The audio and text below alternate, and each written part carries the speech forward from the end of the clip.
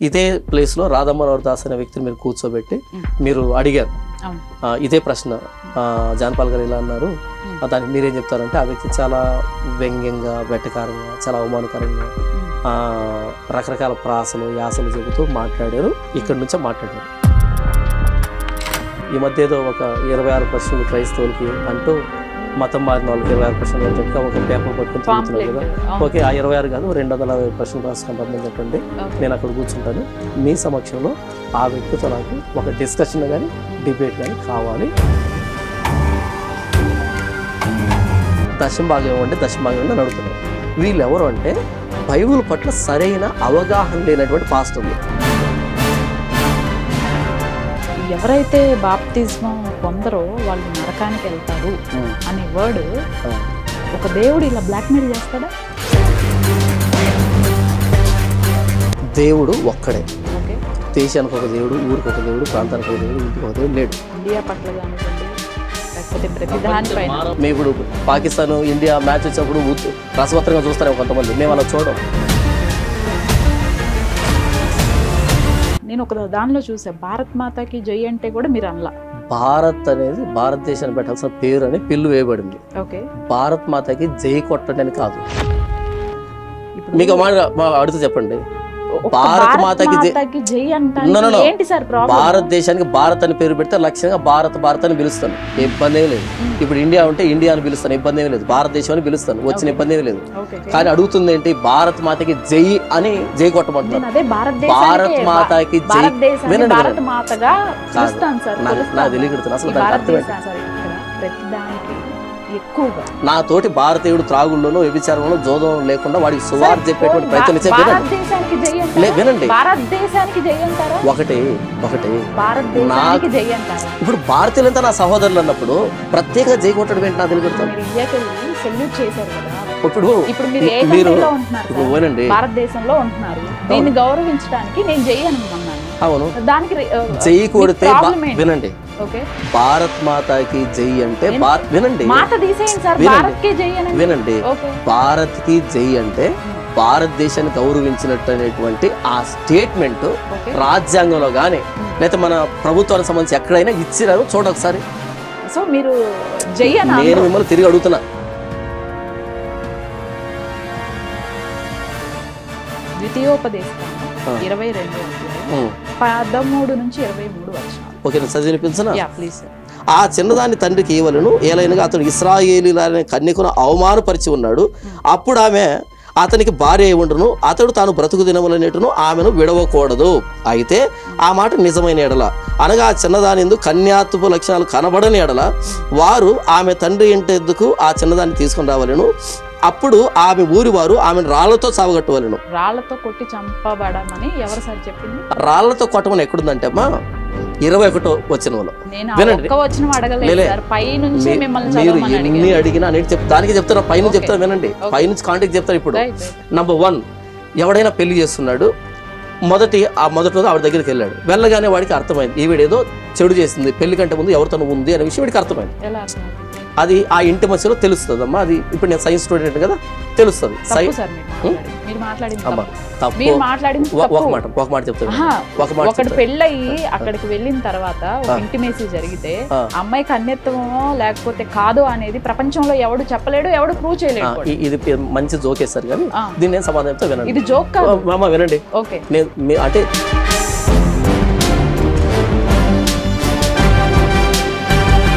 చాలా తెలివిగా అక్కడి నుంచి వచ్చారు. అంటే క్రైస్తవులకి తెలివి బైబిల్ నుంచి వస్తుంది. మీరు ట్రైనింగ్ ఇచ్చేవాళ్ళు ఉన్నారా? చెప్తా వినండి, నాకు ఒక డౌట్ చెప్తా వినండి. మీకు ట్రైన్ అవుతారా? మీరు ట్రైన్ అవుతారా? ట్రైనింగ్ ఇస్తారా? మీకు ట్రైనింగ్ తీసుకుంటారా? పాస్టర్ కావడానికి ట్రైనింగ్ ఉందండి. స్వయంగా భగవంతుడే నేను అన్యుల కోసం రాలేదు, నేను యూదుల కోసం మాత్రమే వచ్చానని చెప్పాడు. చెప్పలేదు, యూదులు రాజునని చెప్పాడు కదా. మరి మిగతా వాళ్ళకి అసలు ఆయన ఎలా అవుతాడు? అప్పుడు క్రైస్తవ్యం ఎక్కడ లేదో అక్కడికి వెళ్ళి ప్రచారం చేసి క్రైస్తవంలోకి పడాలి, పడాలి. అదే సార్, అలాగే యేసుప్రభుని ఎక్కడ ప్రకటించాలి? ఎవరికి యేసుప్రభు తెలియదో వాళ్ళకి ప్రకటించాలి. ఇంక హిందువులు కాకపోతే, ముస్లింలు కాకపోతే, క్రైస్తవేతరులు కాకపోతే ఇంకెక్కడ పోతాము? నమస్తే అండి, వెల్కమ్ టు ట్రీ మీడియా.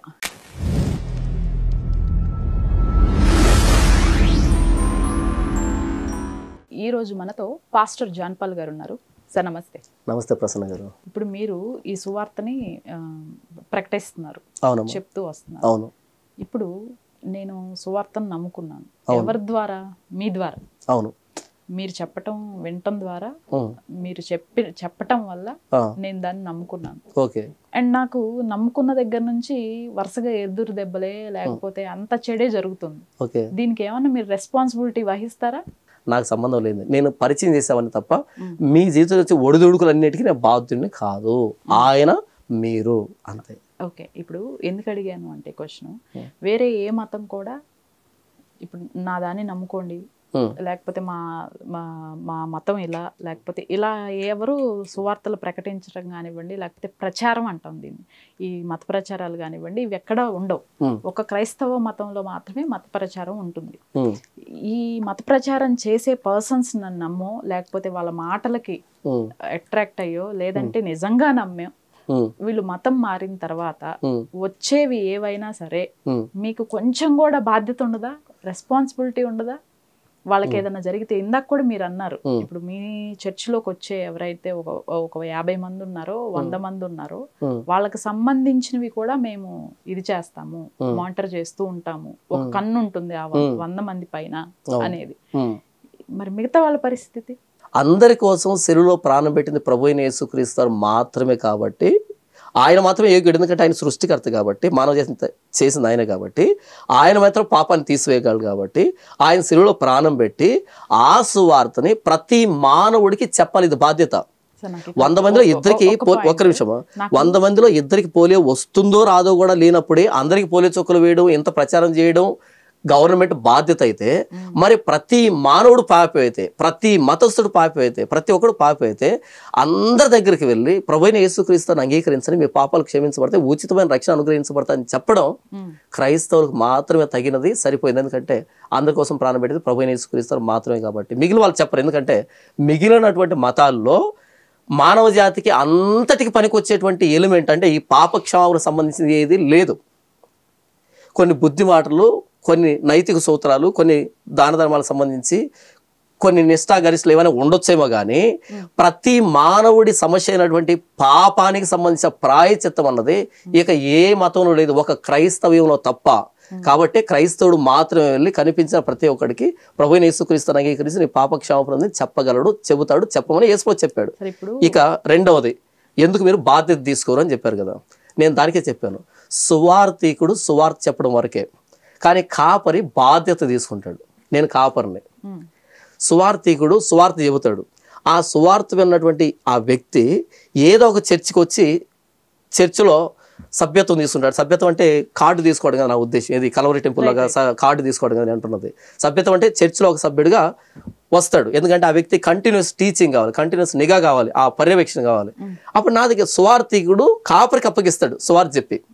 అప్పుడు ఆ వ్యక్తి నా మందిరానికి వస్తూ ఉన్నప్పుడు, నేను ఆ వ్యక్తికి ప్రతి ఆదివారం బోధిస్తూ ఉన్నప్పుడు ఆ వ్యక్తికి సంబంధించినటువంటి సలహాలు ఇవ్వడము, లేకపోతే ఆ వ్యక్తి అవసరాల్లో సహాయం చేయడము, అన్ని విషయాల్లో నేను బాధ్యత తీసుకుంటా కాపరిగా. ఇప్పుడు అది ఎంతవరకు నేను తీసుకోగలను అంతవరకు నేను తీసుకోగలుగుతాను. ఎందుకంటే నేను కూడా మనిషినే కదా. ఉదాహరణకి నేను 2 కోట్లు పోగొట్టుకున్నాను జోదవాడంటే దానికి నేను చేయలేను. ఇప్పుడు నాకు ఫస్ట్ నుంచి మీరు అంటుంది యేసు ప్రభువు అందరి కోసం సిలువ వేయబడ్డాడు. అవును. ఆయన రక్తంతో పాపాలు ప్రాయశ్చిత్తం చేశాడు. ఎవరి పాపాలు సార్? మనందరి పాపాలు. అందరి పాపాలు ఆల్రెడీ చేసేసాడు కదా ప్రాయశ్చిత్తం. అవును, చేసేసాడు. అయినా సరే మళ్ళీ పాపాత్ములమే మనం. నేను దానికి పదే ఏమన్నానంటే ఉచితమైన నీతి, ఉచితమైన పరిశుద్ధత, ఉచితమైన రక్షణ. Straight question sir. ఆయన ఆల్రెడీ వీళ్ళు చేసిన పాపాలకి, ఈ ఆదాము అవ్వ చేసిన పాపాలకి దేవుడు ఆజ్ఞలు పాటించినందుకు వీళ్ళందరూ పాపాత్ములై ఉన్నారు. వాళ్ళు కడుపును పుట్టిన ప్రతి ఒక్కళ్ళు పాపాత్ములని చెప్తున్నారు. అయితే ఇప్పుడు నేనేమంటున్నానంటే ఈయన 2000 years బ్యాక్ సిలువ వేయబడ్డాడు. దారుణంగా ఆ శిక్ష ఎవరికి విధించబడింది అంటే ఇప్పుడు కూడా హిస్టరీ ప్రకారం యేసు ప్రభుకే అలాంటి క్రూయల్ డెత్ అనేది వచ్చింది అని చెప్పారు. ఆల్రెడీ ఆయన అంత రక్తం చిందించి ఆ పాపులందరికి ప్రాయశ్చితం చేస్తే మళ్ళీ పాపాత్ములమే అంటున్నారేంటి మీరు? ఇప్పుడు ఒక్క నిమిషం నాకు సమయం ఇస్తే దీనికి క్లారిటీ ఇస్తాను. తప్పకుండా. నేను 10 మర్డర్లు చేశాను, ఓకే, ఒక 10 లక్షలు మోసం చేశాను. మొత్తం నా మీద ఛార్జ్ షీట్ ఫైల్ అయింది. నన్ను తీసుకుని పోలీసులు కోర్టుకు అప్పగించారు. కోర్టుకు అప్పగించిన తర్వాత కోర్టులో జడ్జి అన్ని పరిశీలించిన తర్వాత జాన్ పాల్ అనే వ్యక్తి నిర్దోషి అని నేను తీర్పు తీరుస్తున్నాను అని చెప్పి ఆ వ్యక్తి సంతకం చేశాడు అనుకోండి. ఆ నెక్స్ట్ డే నుంచి పోలీసులు నన్ను హత్య కేసులో తీసుకుని వెళ్ళాల్సిన పని లేదు, మోసం కేసులో నన్ను అరెస్ట్ చేయరు. నా మీద 10 కేసులు పోలీస్ స్టేషన్ ఉంటాయి, హత్య కేసులు ఉంటాయి, మోసం కేసులు ఉంటాయి. కానీ వన్స్ అది జడ్జి బెంచ్ మీదకి వచ్చిన తర్వాత, జడ్జి ఈ వ్యక్తి నిర్దోషం నాకు తీర్పు తీర్చిన తరువాత రికార్డు ఉంటుంది అక్కడ, రికార్డు ఉంటుంది అక్కడ. కానీ పోలీసులు వచ్చిన నన్ను అరెస్ట్ చేసేదానికి లేదు. ఎందుకు లేదు? జడ్జి తీర్పు ఇచ్చేసాడు నిర్దోషి అని, ఆరోపణ చేయబడుతుంది. నేను పాపినే. యేసు దగ్గరకు వచ్చి నేను మారు మనసు పశ్చాత్తాపం ద్వారా బాప్తిజం ద్వారా నేను పాపిని ఒప్పుకున్నాను, పశ్చాత్తాపడ్డాను, రెపెంట్ అయ్యాను. ఆయన నన్ను క్షమించాడు, నా పాపాలని తీసివేశాడు. అయితే ఇక మీద నా లైఫ్ ఎలాగ ఉంటుందంటే, వన్స్ రెపెంట్ అయినోడు, పశ్చాత్తాపం ద్వారా పాపాలు ఒప్పుకున్నాడు, పాపం చేయలేడు, పాపం చేయలేడు. ఒకవేళ పాపం జరిగిన మనుషులు కాబట్టి అడపదడప పాపం జరిగిన ఆ పాపంలో నివాసం చేయలేడు, పాపంలో ఉండలేడు, అక్కడ నిలవబడలేడు. ఎందుకంటే పాపాన్ని అసహించుకున్నాడు కాబట్టి. అసహించుకున్నవాడు పాపం చేయడు, నెంబర్ 1. ఒకవేళ పాపం జరిగిన పాపంలో నివాసం ఉండలేడు. నెంబర్ 3, ఒకవేళ పాపం జరిగి అందులో ఉన్నప్పుడు మరలా ప్రభు దగ్గరికి వచ్చి, ప్రభువా నేను పాపంలో పడిపోయాను, నన్ను క్షమించు, నన్ను విడిపించని ఆ విడుదల కోసం వేడతాడు. అర్థమవుతుందా? సో బాప్తిజం తీసుకున్న పాపం చేయనని కాదు బైబిల్ చెప్తూ ఉన్నది. పాపంలో నివాసం చేయలేరు. పాపంలో ఉన్నప్పుడు మరలా ప్రభు దగ్గర వచ్చి పాదాలు పట్టుకొని రెపెంట్ అవుతారు, దాని నుంచి బయటికి రావడానికి ప్రయత్నం చేస్తారు. ట్రాన్స్ఫార్మ్డ్ లైఫ్ వస్తుంది, రూపాంతరం చెందినటువంటి జీవితం వస్తుంది. అదే యేసు దగ్గర రాలేదనుకో, పాపం చేసినా నేను దాన్ని పట్టించుకోను, చేయబోయినా పట్టించుకోను, అసలు ఆ స్పృహ ఉండదు నాకు. ఓకే. సో ఏంటంటే ఇక్కడ ఇప్పుడు నేను మరణించాను ఇలా అంటే, ఇప్పుడు నాకేమవుతుందంటే వన్స్ యేసు నమ్ముకున్న తర్వాత నాకేమవుతుందంటే ఈ రెస్ట్ ఆఫ్ ది లైఫ్ ఏమవుతుందంటే బ్యాటిల్ అవుతుంది, యుద్ధం అవుతుంది. అంటే నిత్యం పోరాటం ఉంటుంది.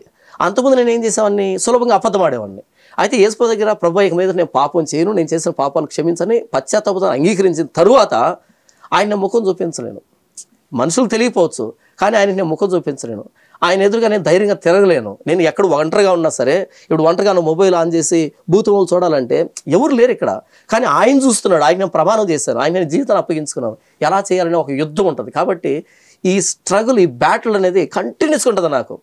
నేను వన్ ఆఫ్ ది డే నేను చనిపోయిన తర్వాత, ఎండ్ ఆఫ్ ది డే నేను చనిపోయిన తర్వాత నేను ప్రభువైన యేసుక్రీస్తు దగ్గరికి వెళ్తాను. ఈ మొత్తం ప్రాసెస్, ఈ పెనుగులాట అంతా ఏం తెలియజేస్తుందంటే, ఈ స్ట్రగుల్ బ్యాటిల్ ఏం తెలియజేస్తుందంటే, నేను ప్రభువైన యేసుక్రీస్తు ప్రాణత్యాగాన్ని గౌరవించేదానికి ప్రతి సందర్భంలో ప్రయత్నం చేస్తున్నాను. కంటిన్యూస్గా పాపం చేస్తున్నాను, ఆడేళ్ళ పరలోకం. కానీ ఆ పాపం నుంచి బయటికి రావడానికి, దాన్ని సరి చేసుకోవడానికి, మరలా క్షమాపణ పెట్టడానికి ఈ బ్యాటిల్ ఎవరైతే చేస్తూ ఉంటాడో ఇదేం తెలియజేస్తుందంటే, ఈ ప్రయాస, దీన్ని భక్తి అని పిలుస్తాం. ఇది ప్రభువైన యేసుక్రీస్తు నేను ఎంత రెస్పెక్ట్ ఇస్తున్నానో తెలియజేస్తుంది. ఎండ్ ఆఫ్ ది డే నేను పరలోకం వెళ్తాను. సో యేసు నమ్మకం ఉంది నా లైఫ్కి, యేసు నమ్మిన తర్వాత నా లైఫ్కి కంప్లీట్ 180 degreesలో డిఫరెన్స్ ఉంటుంది. సో నేను పాపం చేయనా అంటే జరగచ్చు, పాసిబిలిటీ ఉంది. కానీ పాపం నేను బ్రతకలేను, పాపాన్ని నేను ఎంజాయ్ చేయలేను, పాపం నుంచి బయటకు రావడానికి ప్రయత్నం చేస్తాను. అది ఇండివిడ్యువాలిటీ సార్. ఇప్పుడు ఇండివిజువల్స్గా ప్రతి క్రిస్టియన్ లైఫ్ ఇంతే. ప్రతి క్రిస్టియన్ అనకండి, వన్స్ దేవుడిని నమ్ముకున్నాక కూడా వాడు అబద్ధాలు చెప్తుంటాడు. లేకపోతే ఇప్పుడు మీరు ఇందాకే అన్నారు పర్సంటేజ్, ఇప్పుడు నేను అడిగాను అప్పుడు ఫస్ట్ లోనే, ఎంతమంది మంది తాగకుండా ఉంటారు సార్ సిగరెట్ తాగి? అసలు బైబుల్ పాటించుకొని తిరిగే వాళ్ళు చాలా మంది ఉంటారు వన్స్ ఇదయ్యాక కూడా. నేను అందుకే అది ఇండివిడ్యువల్ అన్నాను. ఇప్పుడు మీరున్నట్లు ప్రతి ఒక్క క్రిస్టియన్ కూడా ఉండడు. అయితే ఇక్కడ ఇప్పుడు మీరు ఈ సువార్త ప్రకటించినప్పుడు కాపరి అని వాడుతున్నారు పదము అనేది. యాజ్ పర్ బైబిల్ ఈ పాపులు అనేది కన్ఫర్మ్ చేసేసారు. యాజ్ పర్ బైబిల్ గొర్రెలు అనేది కూడా ఆ పదం కూడా కరెక్టేనా? అవును, గొర్రెలు అనేది ఎంతవరకు కరెక్టో చెప్తాను. ఎంతవరకు కరెక్టో చెప్తాను. అది యేసు ప్రభుకి మాకు రిలేషన్లో గొర్రెలు అనేది కరెక్ట్. అదే యేసు ప్రభు హ్యూమన్ బీయింగ్స్ ని గొర్రెలుగా పోల్చాడా? అవును, అంతే కదా. అవును, అది యేసు ప్రభుకి మనిషికి మధ్యలో ఉన్నటువంటి పదం అది. అదే సార్ నేను అంటున్నాను, యేసు ప్రభు హ్యూమన్ బీయింగ్స్ ని గొర్రెలుగా పోల్చాడు. అవును, గొర్రెలు కాపరి అని చెప్పి ఆయన కాపరితోను ఆయన దగ్గర ఉన్న వాళ్ళని గొర్రెలుగా పోల్చారు. దాని మీద చాలా సాంగ్స్ ఉన్నాయి అండ్ రిఫరెన్స్ వర్డ్స్ కూడా ప్రతి సందర్భంలో. అవును, ప్రతిసారి గొర్రె అనే పదం అనేది ఒకటి వాడతారు. ఇంకొకటి నాకు ఒకటి ఇక్కడ చిన్న క్లారిటీ, ఒక చిన్న క్లారిటీ ఇస్తాను. యేసు ప్రభు కాకుండా ఇంకెవడైనా గొర్రె అంటే అది ఇన్వాలిడ్ అనకూడదు. యేసు ప్రభు గొర్రెలు అంటే యేసు ప్రభు అంటే అది వ్యాలిడ్. ఇప్పుడు మిమ్మల్ని మీరు కూడా కాపరిగానే ప్రకటించుకున్నారు. అవును. ఓకే, మీరు మిగతా వాళ్ళని అనొచ్చా, ఆ మందని అనొచ్చా? నేను ఎప్పుడు ఎవరిని గొర్రెలు అనలేదు. ఓకే, నన్ను కాపరిగా నియమించింది ప్రధాన కాపరి అయిన ప్రభువైన యేసుక్రీస్తు. ఎందుకు నియమించాడు? వాళ్ళు గొర్రెలు అనడానికి కాదు, వాళ్ళకి టీచ్ చేయడానికి, వాళ్ళు ప్రొటెక్ట్ చేయడానికి. అయితే యేసు ప్రభు అయితే యేసు ప్రభు మాత్రమే మమ్మల్ని గొర్రె అని అనొచ్చు, ఎందుకంటే ఆయన మా కోసం ప్రాణం పెట్టాడు కాబట్టి. యేసు ప్రభు కాకుండా ఆ పదాన్ని ఇంకెవడు పలకూడదు, ఇంకెవడు పలికినట్టుగా ఇంకెవడు అన్నట్టుగా బైబిల్ ఎక్కడ ఉండదు. లేదు, మనమంతా గొర్రెలమనో లేకపోతే ఇంకొకటో చాలా పాటలు ఉన్నాయి, అది మేమంటాం. మీరు అనుకోవచ్చు, మేము యేసు ప్రభువుని ఉద్దేశించి ఆయన మైండ్ లో పెట్టుకుని మేమంటాం, కానీ మీరు అనకూడదు మమ్మల్ని. ప్రసన్న బోల్డ్ అనే ఒక ఆవిడ ఉంటది, ఆవిడ సాంగ్స్ ఉంటాయి. అసలు అంటే కామెడీగా చేస్తున్నారా, నిజంగా ఇన్వాల్వ్ అయ్యి చేస్తున్నారా? ఇప్పుడు ఇంకా దేవుడి పాటలను కూడా చేస్తున్నారు, రీమిక్స్ కొడుతున్నారు. ఇప్పుడు మొన్న ఈ మధ్య ఏది ఊ అంటావా అనే దానికి కూడా దేవుడి సాంగ్, ఇప్పుడు కొయ్ కొయ్ అని కూడా వినుంటారుగా. అవును, ఆయన కోసాను కూడా నా ఛానల్లో వీడియో రూపంలో. ఇన్ని సాంగ్స్ హేళనగా చేస్తున్నారా, భక్తితో చేస్తున్నారా? మీకేమనిపిస్తుంది చెప్పండి? హేళన అనిపిస్తుందా, భక్తి అనిపిస్తుంది? అందులో ఆ పాటలు వింటే ప్రసన్న బోల్డ్ అనేటువంటి ఆవిడ వాడిన పాట మీకు అందులో భక్తిగా అనిపించిందా, అసహ్యం అనిపించిందా? నాకు ఆవిడ భక్తితో పాడిందో లేదో ఇంటెన్షన్ నాకు తెలియదు సార్. నేను విన్నప్పుడు చిరాగ్గా అనిపించింది. మాకైతే అసహ్యంగా అనిపించింది. మీకు చిరాగ్గా అనిపించింది కదా, నాకైతే అసహ్యంగా అనిపించింది. పాడుతున్న ఆవిడ కానీ పాడిన పాట కానీ అసహ్యంగా అనిపించింది. అసహ్యం. ఇప్పుడు ఈ పాస్టర్లు అనేవాళ్ళు ఇంకొకళ్ళు, ఇప్పుడు మీరు అన్నది కాంటెస్ట్ వేరే అయి ఉండొచ్చు, కానీ దశం భాగాల పేరుతో మీరు ఖచ్చితంగా దశం భాగాలు ఇవ్వాల్సిందే, బైబుల్లో ఉంది, దేవుడు చెప్పాడని ఒక రిఫరెన్స్ తీసుకొని వాళ్ళ దగ్గర దశం భాగాలు వసూలు చేయటం, ఉన్న వాళ్ళ దగ్గర లేని దగ్గర, మీ దృష్టిలో తప్పంటారా ఒప్పంటారా? దశమ భాగం అనేటువంటి పదం పాత నిబంధన పదం. నేను బైబిల్ పాత నిబంధన కొత్త నిబంధన అని చెప్పాను. ఇప్పుడు కొత్త నిబంధన కింద ఉంది సంఘం. పాత నిబంధన చరిత్రగా ఉంటది, ఇలా జరిగింది గతంలో అనేది. కానీ అందులో ఉన్నది మనం చేయం. ఇప్పుడు కొత్త నిబంధనలో ఉన్నాం మేము, కొత్త నిబంధన సంఘం, చర్చ్ అంటే కొత్త నిబంధన. సో దశం భాగం అనేది పాత నిబంధన పదం. ఇప్పుడు మీరు చెప్పండి, దశం భాగం అనేది ఇప్పుడు మనం తీసుకోవచ్చా తీసుకోకూడదా? పాత దానిలో ఉంది దశం భాగం, మీరు ఇప్పుడు పాత వదిలేసి కొత్త దానికి వచ్చేసారు, ఇంప్లిమెంటేషన్ చేయకూడదు కదా. చేయకూడదు కదా, దశం భాగం తీసుకోకూడదు కదా, తీసుకుంటున్నారు కదా. నేను దానికి వస్తానమ్మా. అంటే ఇక్కడ కొంచెం క్లారిటీ మిస్ అయింది, అటు వాళ్ళకను ఇటు బయట వాళ్ళకి ఇద్దరు క్లారిటీ మిస్ అయింది. దాన్ని రిలేట్ చేసే ప్రయత్నం చేస్తున్నాను. కానుక వేరు, దశం భాగం వేరు. ఇప్పుడు నేను పాస్టర్ అన్నమ్మా, నేను ఎలా బ్రతుకుతానంటే నా దగ్గర ఉన్నటువంటి మంద ఏదైతే ఉందో, సంఘం ఏదైతే ఉందో, వీళ్ళే నన్ను పోషిస్తారు. ఏది ఫిజికల్గా వీళ్ళు నన్ను పోషిస్తారు, డబ్బు ఇవ్వడమో ధాన్యం ఇవ్వడమో నాకు చూసుకోవడంతో వీళ్ళు చూసుకుంటారు, కానుకల ద్వారా నన్ను చూసుకుంటారు. ఎందుకంటే నేను ఏ పని మీద ఉంటాను? నేను ఈ బైబిల్ బోధించే పనిలోనే ఉంటాను, ఈ పనిలోనే ఉంటాను. ఇక నేను ఏ పని చేయను, బయటకు వెళ్ళి ఏ పని చేయను. ఒక టీచర్ ఎలాగైతే టీచింగ్ మీదే ఉంటాడో, ఒక డాక్టర్ ఎలాగైతే పేషెంట్ మీదే ఆధారపడి బతుకుతాడో, అలాగే నేను ఈ మంద మీద ఆధారపడి బతుకుతాను. కాబట్టి వాళ్ళు నాకు కానుక ఇస్తారు. ప్రతిఫలంగా నేనేం చేస్తాను, వాళ్ళ స్పిరిచువాలిటీకి సంబంధించినటువంటి ఆ టీచింగ్ కానీ, ఆ ఓవర్ సీయింగ్ కానీ మొత్తం అంతా నేనే చూసుకుంటాను ఇదంతా. సో ఇది మ్యూచువల్గా జరిగేటువంటి ప్రాసెస్ ఇది. ఇప్పుడు ఒక పూజారి ఎలా సర్వైవ్ అవుతాడు? భక్తుల మీదనే సర్వైవ్ అవుతాడు ఒక పూజారి కదా. అలా ఏంటంటే ఒక ముల్లా కానీ ఇస్లాంకి సంబంధించి ఈ భక్తి అనేటువంటి ఫీల్డ్లో నేను ఉన్నానమ్మా. నేను భక్తుల మీద ఆధారపడి బతుకుతాను. అయితే అక్కడ సంభావన అంటారు, ఇక్కడ కానుక అంటారు, ఇక్కడ ఏదో అంటారు. ఇది తప్పు కాదు, ఇది చాలా మంచిది. ఈ కానుక అనేది లేనప్పుడు ఇది కొలాప్స్ అవుతుంది వ్యవస్థ. ఈ కానుక మంద నాకు పాలు ఇవ్వకపోతే నేను ఎందుకు దాన్ని పెంచుతాను? సో అది చాలా చెదురైపోతుంది, నేను బయటికి వెళ్ళిపోతాను. సో మంద నాకు పాలు ఇస్తున్నంతసేపు నేను దాన్ని మేపుతుంటాను, నా ప్రొటెక్షన్ దానికి ఉంటుంది, దాని బెనిఫిట్ నాకు ఉంటుంది. ఇది మ్యూచువల్ బెనిఫిట్ ఇది. అలా ఏంటంటే కానుక అనేది పాత నిబంధనలు ఎలాగుండేదంటే దశమ భాగం రూపంలో ఉండేది. దశమ భాగం అంటే అర్థం ఏంటంటే ప్రతి వ్యక్తి 10వ వంతు దేవునికి ఇవ్వాలి అనేది ఉండేది. ఎందుకంటే పాత నిబంధనలో 12 గోత్రాలు ఉండేవాళ్ళు. 13వ గోత్రం అయినటువంటి లేవి గోత్రం కేవలం దేవుడి పనిలోనే ఉండేది, మొత్తం గోత్రం అంతా. కాబట్టి ఈ మొత్తం గోత్రం పోషించబడాలంటే ఈ 12 గోత్రాల్లో ప్రతి ఒక్కరు కూడా 10వ వంతు వీళ్ళకి ఇవ్వాలి. అలా ఈ 13వ గోత్రం బతికేది, అలా ఉండేది. అయితే కొత్త నిబంధనలకు వచ్చేటప్పటికి గోత్రాలు లేవు, ఇక్కడ 12 గోత్రాలు లేవు, మందిరం లేదు. ఇది చర్చ్, మందిరం కానీ, బలులు కానీ, అర్పణ కానీ, హోమాలు కానీ, పాత నిబంధన క్రతువులు, పాత నిబంధన కార్యాలు ఇక్కడ లేవు, కొత్త నిబంధనలు లేవు. పాత నిబంధనలు ఏంటి? ప్రతిరోజు ఉదయాన్నే సాయంకాలం బలర్పించేవాళ్ళు, పండుగలు బలర్పించేవాళ్ళు, చాలా కార్యక్రమాలు ఉంటాయి పాత నిబంధనలో. ఇప్పుడు అవి లేవు, చర్చిలో బలర్పించం మేము. ఇప్పుడు నేను, నా కుటుంబం ఉంటుంది. ఇప్పుడు అందరూ దశం భాగం ఇవ్వాల్సిన అక్కర్లేదు నాకు, కానుక ఇస్తే సరిపోతుంది. ఇప్పుడు కానుక అనేది దశం భాగం అంటే ఏంటి? 10వ వంతు. ప్రతి ఒక్కరు కంపల్సరీ వాళ్ళ రాబడులు 10వ వంతు, వాళ్ళ రాబడులు 10వ వంతు వాళ్ళు ఇవ్వాలి. కానీ కొత్త నిబంధనలు వచ్చేటప్పటికి ఇంత ఇవ్వాలి అని బైబిల్లో చెప్పలే, కొత్త నిబంధనలో చెప్పలే. మార్చుకున్నారు మీరు అనుకూలంగా? మార్చలేదమ్మా, బైబిల్ చెప్పింది చెప్తాను మీకు. లేదు సార్, ఇప్పుడు పాత నిబంధనలో ఒకటి ఉంది, దాన్ని తీసేసి కొత్త నిబంధనలో వేరేది ఎందుకు పెట్టాల్సి వచ్చింది? సేమ్ అదే చెప్తా.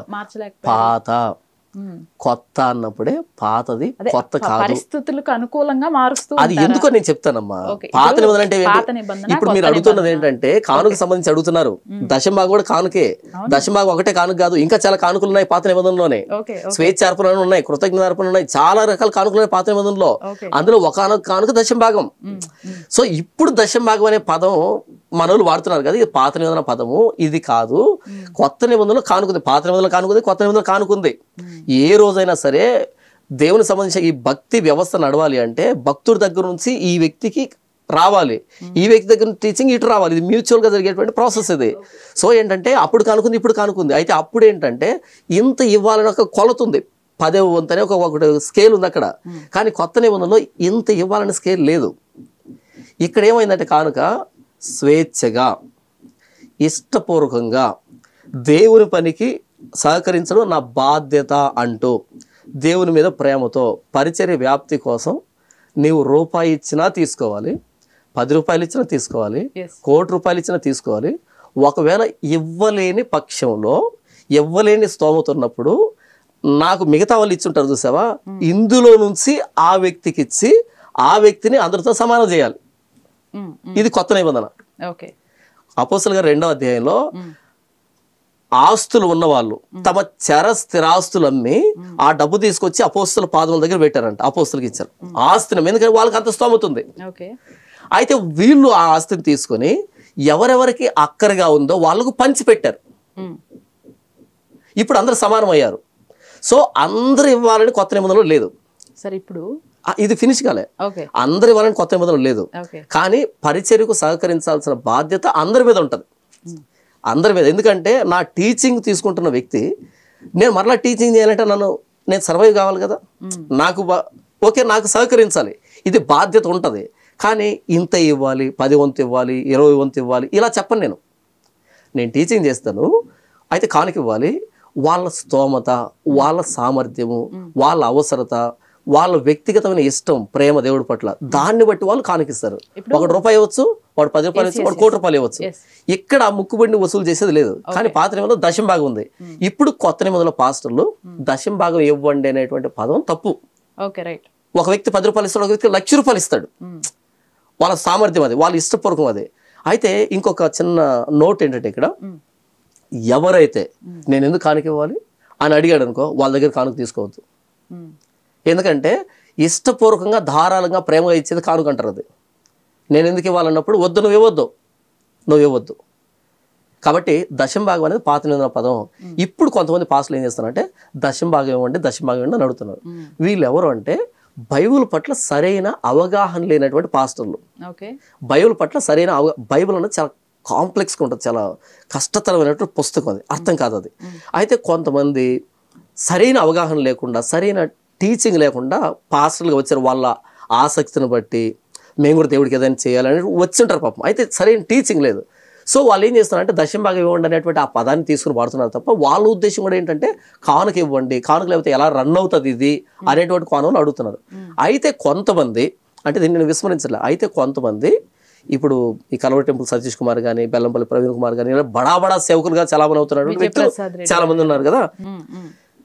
అయితే ఏంటంటే ఈ బడా సేవకులుగా ఉన్నటువంటి వ్యక్తులు చాలా మంది ఏం చేస్తారంటే దశమాగం ఇవ్వండి అంటే వీళ్ళ బిజినెస్ పెంచుకునే ప్రయత్నం చేస్తున్నారు. కోట్లు సంపాదించారు, పార్టీలకు ఫండ్ ఇచ్చే స్థాయికి ఎదిగిపోయారు. కాబట్టి ఏంటంటే వీళ్ళు చేస్తున్న తప్పు. దశమాగం అనే పదం అన్నది దాంట్లో నెగిటివ్ కోణం ఉంది, పాజిటివ్ కోణం ఉంది. అయితే కొంతమంది సాదాసీదమైన పాస్టర్లు దశమాగం ఇవ్వండి అంటే వాళ్ళ ఉద్దేశం ఏంటంటే కానుక ఇవ్వండి, పాత నిబంధనలు కూడా రాశారు కదా కానుక అనేది, కాబట్టి కానుక ఇవ్వండి అని అంటున్నారు. వాళ్ళ అవగాహన రాహిత్యంతో దశమాగం పేరుతో. వీళ్ళ వల్ల నష్టం ఏం లేదు, పెద్దగా వీళ్ళ వల్ల నష్టం లేదు. ఎందుకంటే కొంతమంది కానుక ఇవ్వడం తెలియదు, వాళ్ళు వచ్చి మొక్కుని వెళ్ళిపోతుంటారు, వాళ్ళకి చెప్పాల్సి వస్తుంది. అలాంటప్పుడు చెప్పొచ్చు వాళ్ళు, నేను దీన్ని ప్రోత్సహించట్లే, వాళ్ళని అర్థం చేయించే ప్రయత్నం చేస్తాను. కానీ ఈ బడా సేవకులు పదే కారుగా దశంభాగం అనేది దీని మీద ఒక విరక్తి పుట్టించేశారు, వాంతికి వచ్చేది చేశారు. వీళ్ళని తప్పుపడుతున్నాను. ఇప్పుడు నాకు గీతలో సార్ నాకు చెప్పిన దాని ప్రకారం, నేను చదువుకున్న దాని ప్రకారం, శ్రీకృష్ణుడు అర్జునుడికి నువ్వు నమ్మి నువ్వు రాయిని పూజిస్తావో, రప్పను పూజిస్తావో, ఒక ఆకును పూజిస్తావో, లేదంటే నీ ఇష్టం ఎవరినైనా సరే నమ్మి పూజిస్తావో, ఆ పూజించిన ప్రతి వారిలో నేనే ఉంటా. ప్రతి జీవి, ఏ జీవి పూజించినా, ఒక హ్యూమన్ బీయింగో లేకపోతే ఇంకోటి కాదు, ప్రాణం ఉన్న ఏ జీవి అయినా సరే నమ్మి దేవుడా లేకపోతే పరమాత్మ ఇంకోటి అంటే అందులో నేనే ఉంటా, నేను పలుకుతాను అనేది ఆయన ఉపదేశించింది. ఇక్కడికి వస్తే ఎవరైతే బాప్తిజం పొందరో వాళ్ళు నరకానికి వెళ్తారు అనే వర్డ్ ఒక దేవుడు ఇలా బ్లాక్మెయిల్ చేస్తాడా? దేవుడు ఒక్కడే. ఓకే, దేశానికి ఒక దేవుడు, ఊరికి ఒక దేవుడు, ప్రాంతానికి ఒక దేవుడు, ఇంటికి ఒక దేవుడు లేడు. దేవుడు ఒక్కడే. అవును. ఆ ఒక్క దేవుడు మానవులందరికీ దేవుడైతే మానవులందరూ ఆ ఒక్క దేవుణ్ణే ఆరాధించాలి, ఆ ఒక్క దేవుడికే లోబడాలి. అయితే మానవుడు తన మనసులోంచి వచ్చిన ఊహల్లో నుంచి మతాలను సృష్టించుకున్నాడు. అందులో హైందవ్యం ఒక మతం. మతం అంటే నమ్మకం, విశ్వాసం, ఊహ, అంతే. అది నమ్మకం నిజం కావచ్చు, అబద్ధం కావచ్చు. అలా హైందవ మతంలో ఉన్నటువంటి మీరు చెప్పినటువంటి ఆ దేవుడు ఎవరైతే ఉన్నారో ఆయన ఒక పాత్ర. కానీ మేం ప్రకటిస్తున్నది బైబిల్లో తన బయలుపరుచుకున్న ఆయన మతములో సృష్టించబడినటువంటి దేవుడు అనే పాత్ర కాదు. ఆయన ఉపదేశం మేము పాటించట్లే. ఆది యందు దేవుడు భూమి ఆకాశం సృజించెను, సృష్టికర్త అయిన. కాబట్టి ఇప్పుడు మేమేం ప్రకటిస్తామంటే మతాలను విడిచిపెట్టి సృష్టికర్త దగ్గరికి రండి అని పిలుస్తున్నాం. ఇది బ్లాక్ మెయిల్ కాదు, ఇది నిజాన్ని చెబుతున్నాం. ఇప్పుడు టీచర్ బోర్డు మీద 2 2 4 అని చెప్తున్నాడు అనుకో, 4 అని నొక్కి ఒక్కనిస్తాం అనుకో, that is not blackmail. Blackmail కాదు, ఇప్పుడు అది సత్యాన్ని చెప్పడం. యేసు ప్రభు దేవుడు అని చెప్పట్లా, యేసు ప్రభువు దేవుడు అని నమ్మకపోతే మీరు నరకానికి వెళ్తారు అని బ్లాక్ మెయిల్ చేస్తున్నారు కదా. దీన్ని అర్థం చేస్తాను. మరలా బ్లాక్ మెయిల్ దగ్గరకు వచ్చి నేను చెప్తాను. మీరు నేను ఇద్దరం ఫ్లైట్లో వెళ్తున్నాం, ఒక 100 మంది నా ఫ్లైట్లో వెళ్తున్నాం. ఫ్లైట్లో వెళ్ళగానే టర్బులెన్స్ వచ్చింది, ఏదో ప్రాబ్లం అయిపోయింది, ప్లేన్ క్రాష్ అయిపోయే పరిస్థితి వచ్చింది.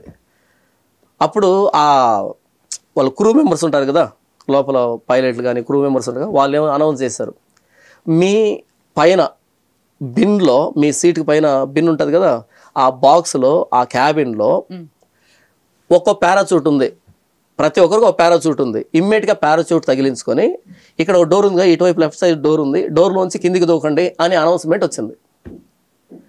అనగానే ఇప్పుడు అందరూ హడావిడిగా పారాచూట్ వేసుకుని ఆ డోర్లోంచి టప్పి దూకుతున్నారు. అప్పుడు నాలాంటి వాడు లేచి, నువ్వు చెప్తే నేను ఎందుకు వేసుకోవాలి, నేను వేసుకోను, ఆయన ఈ డోర్లోంచి ఎందుకు దూకాలి, ఈ డోర్లోంచి దూకుతా, ఈ టైప్ వాదన చేశాడు అనుకో. ఇప్పుడు ఆవిడ ఆ క్రూ మెంబరు ఇచ్చినటువంటి అనౌన్స్మెంట్ అన్నది బ్లాక్ మెయిల్ అంటారు దాన్ని. నేను అదే అంటున్నాను సార్, ఆ క్రూ మెంబర్ ఇచ్చినటువంటి అనౌన్స్మెంట్ బ్లాక్ మెయిల్. స్టేట్మెంట్ ఇచ్చింది, బ్లాక్ మెయిల్ చేయలేదు. వాడికి ఇష్టమైతే దూకుతాడు, లేకపోతే లేదు, నువ్వు దూక్కపోతే నీ ప్రాణం పోయిద్ది అని ఆవిడ చెప్పింది క్లియర్ గా. నేను చెప్పేది వినండి, వాడికి ఇష్టమైతే దూకుతాడు, లేదు బలవంతంగా ఈవిడేం తొయ్యట్లేదు. మీరు ఇక్కడ స్టేట్మెంట్ కరెక్ట్ గా లేదు అనేది నేను ఇప్పుడు మరలా చిన్న క్లారిటీ ఇస్తాను మీకు. ఏ క్రూ మెంబర్ కూడా మీకు ఇష్టమైతే పారాచూట్ వేసుకోండి, ఇష్టం అయితే వేసుకోవద్దని చెప్పదు. పారాచూట్ వేసుకోండి అని చెప్తుంది. ఒకవేళ వేసుకోలేదు అనుకో, నాలో అంటాడు విపరీత మొండి దూరంతో నేను వేసుకున్నాను అనుకో, కాళ్ళు చేతులు కట్టేసి మరి పారాచూట్ తగిలించి తంతర కింద పడేట్టుగా. ఎందుకని వాళ్ళ బాధ్యత, వాళ్ళ safety. Your safety is our top most priority అని అనౌన్స్మెంట్ వస్తూ ఉంటుంది ఏరోప్లేన్ లో. మా సంస్థలో విమానం ఎక్కండి, your safety is our priority అని చెప్తూ ఉంటారు. ఒకవేళ నేను వేసుకుని పారాషూట్ వేసుకోను నేను దూకనన్నావు అనుకో, ఓకే నీకు ఇష్టం లేదు అన్న వాళ్ళు ఏం చేస్తారు తెలుసా, 4 పీకి లేకపోతే బలవంతంగా కాళ్ళు చేతులు వస్తాను ఇక్కడికి, లెట్ మీ ఫినిష్, ఇక్కడికి వస్తాను నేను, మీరు ఎగ్జాంపుల్ ఇస్తున్నారు, లెట్ మీ ఫినిష్. ఇది భౌతికమైనటువంటి అనౌన్స్మెంట్, ఇది భౌతికంగా జరుగుతుంది. అప్పుడు క్రూ మెంబర్స్ వచ్చి ఫస్ట్ ఫాట్ నాలుగు లాగుతారు, ఓవర్ యాక్షన్ చేస్తున్నావా అని.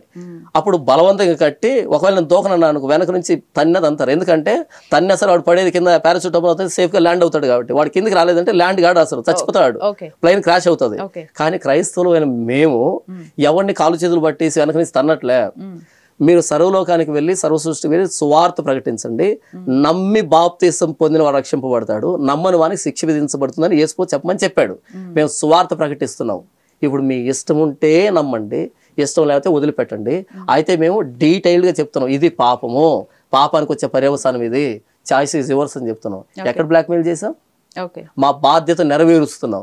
మీ మీద ప్రేమ కలిగి, బాధ్యత కలిగి, సమాజం మీద ప్రేమ కలిగి. ఎందుకని ఇదే జీవితం ఇక్కడే తిని తాగి ఇక్కడే ఉంటే ఇదే జీవితం పరమావిధి అనుకుంటున్నారు. కాదు, చచ్చిన తర్వాత నరకం ఉంది, పరలోకం ఉంది. మాకు తెలుసు, మేము చదువుకున్నాం, మేము విన్నాం, ఇక్కడ చదివాము. కాబట్టి మీకు చెబుతున్నాం, ఈ పాపాన్ని మానండి, ప్రభువైన యేసుక్రీస్తు దగ్గర రండి అని మా బాధ్యత నెరవేరుస్తాం. ఇట్స్ నాట్ బ్లాక్ మెయిలింగ్, ఇది మా బాధ్యత. మీ వల్లే మీ పొరుగు వారిని ప్రేమిస్తారు. అవును, ప్రేమిస్తాం, రెస్పెక్ట్ ఉంది ఖచ్చితంగా. ఈవెన్ ఇండియా పట్ల కానివ్వండి, లేకపోతే ప్రపంచ మానవ జాతి పట్ల మాకు ప్రేమ. ఎందుకంటే మానవుడు దేవుని స్వరూపంలో చేయబడ్డాడు. అది ఈ కంట్రీ ఆ కంట్రీ మాకు లేదు. మేము ఇప్పుడు పాకిస్తాన్ ఇండియా మ్యాచ్ వచ్చినప్పుడు రసవత్రంగా చూస్తారేమో కొంతమంది, మేము అలా చూడం, ఈ కంట్రీ అని చూడం. ప్రతి దేశం, ప్రతి మానవుడు నా తోటి సహోదరుడే, నా దేవుని స్వరూపంలో చేయబడిన వాడే. కులాలు, మతాలు, ప్రాంతాలు, గోత్రాలు, దేశాలు మేము చూడం. దేశమంతా దేవుని ప్రజా అని భావిస్తాం మేము అంతే. రైట్. ఇప్పుడు మీరు ఇండియన్ ఫ్లాగ్ అయితే సెల్యూట్ చేస్తారుగా ఇండియాలో ఉన్నందుకు? అది మన జాతీయత, ఖచ్చితంగా చేస్తాం. ఖచ్చితంగా చేస్తాం. ఇప్పుడు మరి అండ్ రీసెంట్ గా ఒక బిల్ కూడా వేశారు. హైకోర్టు నుంచి సుప్రీం కోర్టుకి ఆర్డర్స్ కూడా వెళ్ళినాయి. ఇండియా అనే పదం తీసేసి భారత్ అని పెట్టండి, పదం ఒకటే ఉండాలి, భారత్ అని పెట్టండి అని చెప్పేసి డైరెక్ట్ హైకోర్టే ఆర్డర్స్ పాస్ చేయడం జరిగింది. మేబీ ఇంప్లిమెంటేషన్ త్వరలో అవ్వచ్చు. నేను ఒక దానిలో చూసా, భారత్ మాతాకి జై అంటే కూడా మీరు అనలా, అనమంటే కూడా ఏంటి ప్రాబ్లం? చెప్తాను, చాలా స్పష్టంగా చెప్తాను వినమ్మా. భారత్ అనేది భారతదేశాన్ని పెట్టాల్సిన పేరు అని పిల్లు వేయబడింది. భారత్ మాతకి జై కొట్టండి అని కాదు. మీకు అడుగుతూ చెప్పండి, భారత్ మాతకి భారతదేశానికి భారత్ అని పేరు పెడితే లక్ష్యంగా భారత్ అని పిలుస్తాను, ఇబ్బంది ఏమి లేదు. ఇప్పుడు ఇండియా ఉంటే ఇండియా అని పిలుస్తాను, ఇబ్బంది ఏమి లేదు. భారతదేశం అని పిలుస్తాను, వచ్చిన ఇబ్బంది ఏమి లేదు. కానీ మీరు చెప్పింది ఏంటి, భారత్ అనే పేరుకు పిలువ వేశానని మీరు చెప్పారు. కానీ అడుగుతుంది ఏంటి, భారత్ మాతకి జై అని జై కొట్టమంటున్నారు. భారత్ మాతకి జై నాకు తెలియకడుతున్నా అసలు దానికి అర్థం ఏంటి. భారత్ మాతాకి జై అంటే మాత అంటే ఏంటి నాకు తెలియదు, నిజంగా అడుగుతున్నాను. ఏంటి మాత అంటే, భారత మాత అంటే? సరే, ఇక్కడ ప్రతిదానికి ఎక్కువగా నా తోటి భారతీయుని నేను గౌరవిస్తున్నాను, నా తోటి భారతీయుడు త్రాగుల్లోనూ వ్యభిచారంలో జోదం లేకుండా వాడికి సువార్ చెప్పేటువంటి ప్రయత్నం. భారతదేశానికి జై అంటారా? వినండి, భారతదేశానికి జై అంటారా? ఒకటి భారతదేశానికి జై అంటారా? ఇప్పుడు భారతీయులంతా నా సహోదరులు అన్నప్పుడు ప్రత్యేకంగా జై కొట్టడం ఏంటి నాకు తెలియదు. మీరు ఇండియాకి వెళ్ళి సెల్యూట్ చేశారు కదా, ఫ్లాగ్ సెల్యూట్ చేయాలి, నా జాతీయత అది. ఇప్పుడు మీరు ఏ కంట్రీలో ఉంటున్నారు సార్? భారతదేశంలో ఉంటున్నారు, దీన్ని గౌరవించడానికి నేను జై అనమన్నాను. అవును, దానికి జై కొడితే వినండి, భారత్ మాతాకి జై అంటే వినండి, వినండి, భారత్ కి జై అంటే భారతదేశాన్ని గౌరవించినట్టు అనేటువంటి ఆ స్టేట్మెంట్ రాజ్యాంగంలో గానీ లేదా మన ప్రభుత్వానికి సంబంధించి ఎక్కడైనా ఇచ్చినారు చూడండి ఒకసారి. సో మీరు జై అని నేను మిమ్మల్ని తిరిగి అడుగుతున్నా, నేను అంటే మిమ్మల్ని కాదు, మీ వెనక రాజ్యాంగంలో లేని పనులు లేకపోతే ఇప్పుడు రాజ్యాంగంలో సువార్త ప్రకటించమని ఉందా? మీరు రాజ్యాంగం దాకా ఉంది, చెప్తా వినండి. ఆర్టికల్ 25 లో మత స్వేచ్ఛ, వినండి, మత స్వేచ్ఛ ఏమో తెలుసా? మత స్వేచ్ఛ ఏమో తెలుసా? ఎవరు ఏ మతాన్నైనా పాటించవచ్చు, వినండి, ఏ మతాన్నైనా ప్రచారం చేసుకోవచ్చు, ఏ మతాన్నైనా అవలంబించవచ్చు, ఏ మతాన్నైనా వ్యాప్తి చేసుకోవచ్చు. మత స్వేచ్ఛ ఇవ్వబడింది ఆర్టికల్ 25 లో. కానీ ఈరోజు దాన్ని కూడా కాలు రాస్తున్నారే. మత స్వేచ్ఛ ఇవ్వబడింది సార్, అంతేగాని పక్కనోడి మతాన్ని మీ మతం ప్రకారం అసలు విగ్రహారాధన నేరం, లేకపోతే విగ్రహారాధన చేసే వాళ్ళు నరకానికి పోతారు. అసలు ఈ ప్రశ్న మీరు ఎలా అడుగుతున్నారో నాకు అర్థం కాలే. ఇది నా బైబిల్, నా ప్రమాణం, నా ప్రమాణం ప్రమాణం బైబిల్, ఇది నా బైబిల్. ఇందులో ఈ చివరి నుంచి ఈ చివరి దాకా ఏమి రాసున్నా సరే అది నేను పాటించుకోవచ్చు, అది నాకు ఇచ్చిన స్వేచ్ఛ. అందులో విగ్రహారాధన పాపం అని రాయబడింది. అంటే ఇప్పుడు మీరు నా మతాన్ని కించపరుస్తున్నట్టే కదా, నేను అదే అంటున్నాను. మీకు ఎలా చెప్తే అర్థమవుతుంది అంటే ఇలా చాలా అడుగుతాను నేను. వినండి, ఇప్పుడు మీ పేపర్లో బైబిల్లో ఏది రాసున్నా దానికి కట్టుబడి ఉంటారు, కట్టుబడి ఉంటారు అంతే, కట్టుబడి ఉంటాను అంతే. Right, okay. నేను ఒక అధ్యాయం చెప్తాను, వచనాలు ఒక్కసారి ఓపెన్ చేసి నాకు దానికి జస్ట్ మీనింగ్ చెప్పండి సార్. ఓకే, చెప్తాను. అండ్ కాంటెస్ట్ కూడా చెప్పే టైం నేను చెప్పే కంటే ముందుగా వినండి, చెప్తాను. చెప్పండి. చెప్పే కంటే ముందుగా మిమ్మల్ని ప్రశ్న అడుగుతాను, సమాధానం చెప్పిన తర్వాత చెప్తాను. ఓకే, కానీ అడగండి. ద్వితీయోపదేశకాండం. రైట్. ఇప్పుడు ప్రశ్న అడుగుతాను. ద్వితీయోపదేశకాండం అన్నది పాత నిబంధనలో ఉందమ్మా. ఓకే. నేను ముందు మీతో ఏం చెప్పాను అంటే పాత నిబంధనలో ఉన్నది కొత్త నిబంధనలో మేము చేయం, అది చరిత్రలాగా ఉంటది అని చెప్పాను. చరిత్రను ఒప్పుకుంటున్నారుగా, చరిత్రను ఒప్పుకున్నాం కదా. ఓకే, ఇప్పుడు చెప్పండి, ఇప్పుడు ద్వితీయోపదేశకాండంలో ఏమున్నా సరే కొత్త నిబంధనలో మేము చేస్తామా, చేయొచ్చా? మీరు చేస్తారు చేయలేదని అడగలేదు, చేయొచ్చా అని అడుగుతున్నా. ఇంతవరకు నేను చెప్పింది దాన్ని, అందుకే నేను ఫస్ట్ నుంచి గ్రౌండ్ వేసుకుంటూ వచ్చాను. అంటే అదే చాలా తెలివిగా అక్కడి నుంచి వచ్చారు. అంటే క్రైస్తవులకి తెలివి బైబిల్ నుంచి వస్తుందమ్మా. బేసిక్ గా ఎప్పుడైతే యేసుని అంగీకరిస్తామో ఇది సరిగ్గా పనిచేస్తుంది, అంతకుముందు పనిచేయదు మాకు. ఎప్పుడైతే నమ్మామో దేవుని క్రియ జరుగుతుంది. ట్రైనింగ్ ఇచ్చే వాళ్ళు ఉన్నారా? చెప్తా వినండి, నాకు ఒక డౌట్ చెప్తా వినండి. మీకు ట్రైన్ అవుతారా? మీరు ట్రైన్ అవుతారా? ట్రైనింగ్ ఇస్తారా? మీకు ట్రైనింగ్ తీసుకుంటారా? ట్రైనింగ్ అంటే బైబిల్ చదవడానికి ట్రైనింగ్ అక్కర్లేదమ్మా. పాస్టర్ కావడానికి ట్రైనింగ్ ఉందమ్మా. అదే సార్, పాస్టర్ అవడానికి ప్రతి ఆదివారం సంవత్సరానికి 52 ఆదివారాలు ప్రతి ఆదివారం పాస్టర్ చర్చికి వాక్యాలు చెబుతూనే ఉంటాడు. నిరంతర ట్రైనింగ్ అనుకోండి, ఇబ్బంది ఏంటి? అది నేను అడిగింది అది కాదు సార్, మీకు ఇంకెవరైనా ట్రైన్ చేస్తూ నాకంటే పెద్ద పాస్టర్లు నాకు నేర్పిస్తారు. రైట్, అదే. ఓకే. ద్వితీయోపదేశకాండం 22వ అధ్యాయం 13 నుంచి 23 వచనాలు. ఓకే, నేను చదివి వినిపించనా? Yeah please sir. 22వ అధ్యాయం 13 నుంచి 23 వచనాలు. 23 వచనాలు చదివి వినిపిస్తాను. ఓకే. ఒకడు స్త్రీని పెళ్లి చేసుకుని ఆమెను కూడిన తరువాత ఆమెను వల్లక ఆమె మీద అవమాన క్రియలు మోపి ఆమెను చెడ్డదని ప్రచురపరిచి ఈ స్త్రీని నేను పరిగ్రహించి ఈమె దగ్గరకు వచ్చినప్పుడు ఈమె యందు కన్యాత్వము నాకు కనబడలేదని చెప్పిన ఎడల ఆ చిన్నదాని తల్లిదండ్రులు ద్వారమందున్న ఆ ఊరి పెద్దల యొద్దకు ఆ చిన్నదాని కన్యాత్వపు లక్షణాలు తీసుకుని రావలెను. అప్పుడు ఆ చిన్నదాని తండ్రి నా కుమార్తెను ఈ మనుషునికి పెళ్లి చేయగా ఇదిగో ఇతడి ఈమెను వల్లక నీ కుమార్తె యందు కన్యాత్వము నాకు కనబడలేదనియు అవమాన క్రియలు చేసినదనియు ఆమె మీద నింద మోపాను. అయితే నా కుమార్తె కన్యాత్వమునకు గుర్తులేవే అని పెద్దలతో చెప్పి పట్టణపు పెద్దల ఎదుట ఆ బట్టను పరచవలెను.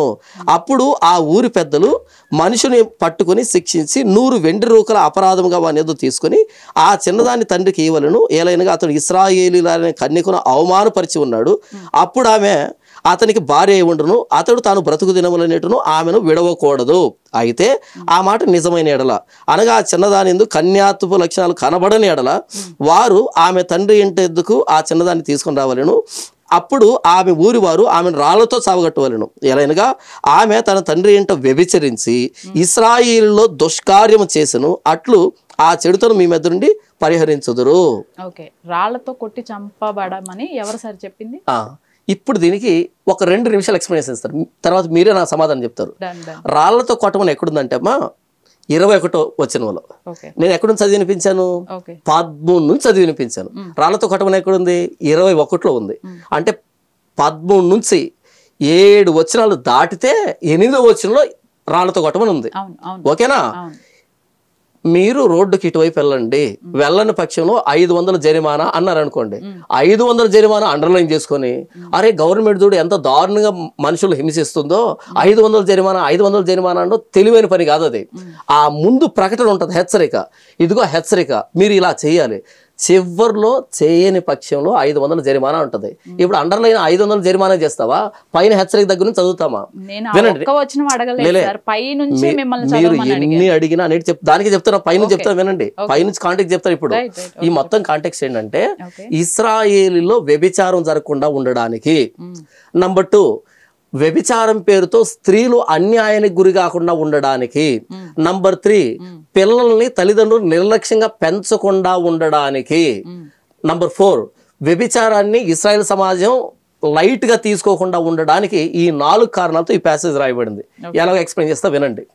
నంబర్ 1, ఎవడైనా పెళ్లి చేస్తున్నాడు, మొదటి రోజు ఆవిడ దగ్గరికి వెళ్ళాడు. వెళ్ళగానే వాడికి అర్థమైంది ఈవిడేదో చెడు చేసింది, పెళ్లి కంటే ముందు ఎవరితో ఉంది అనే విషయం వీడికి అర్థమైంది.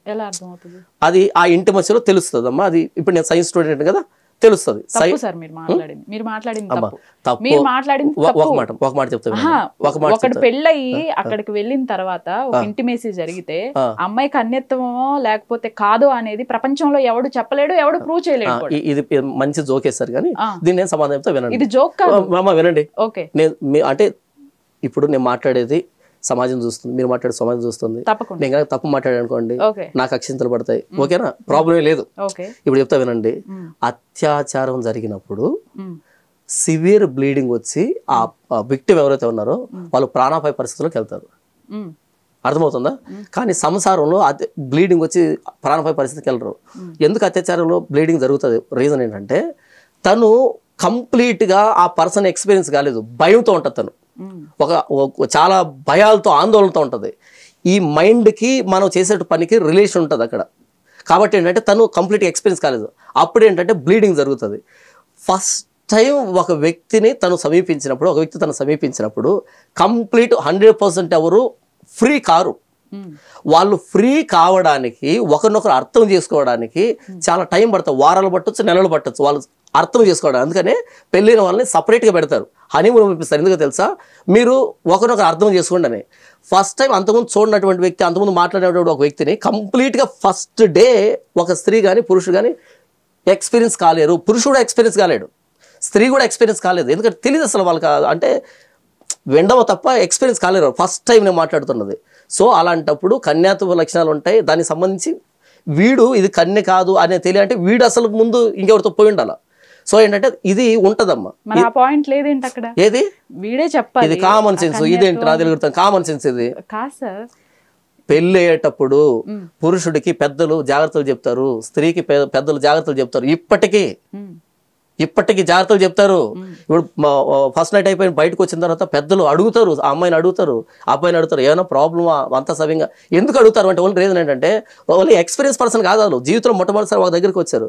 సో ఇది కామన్ సెన్స్.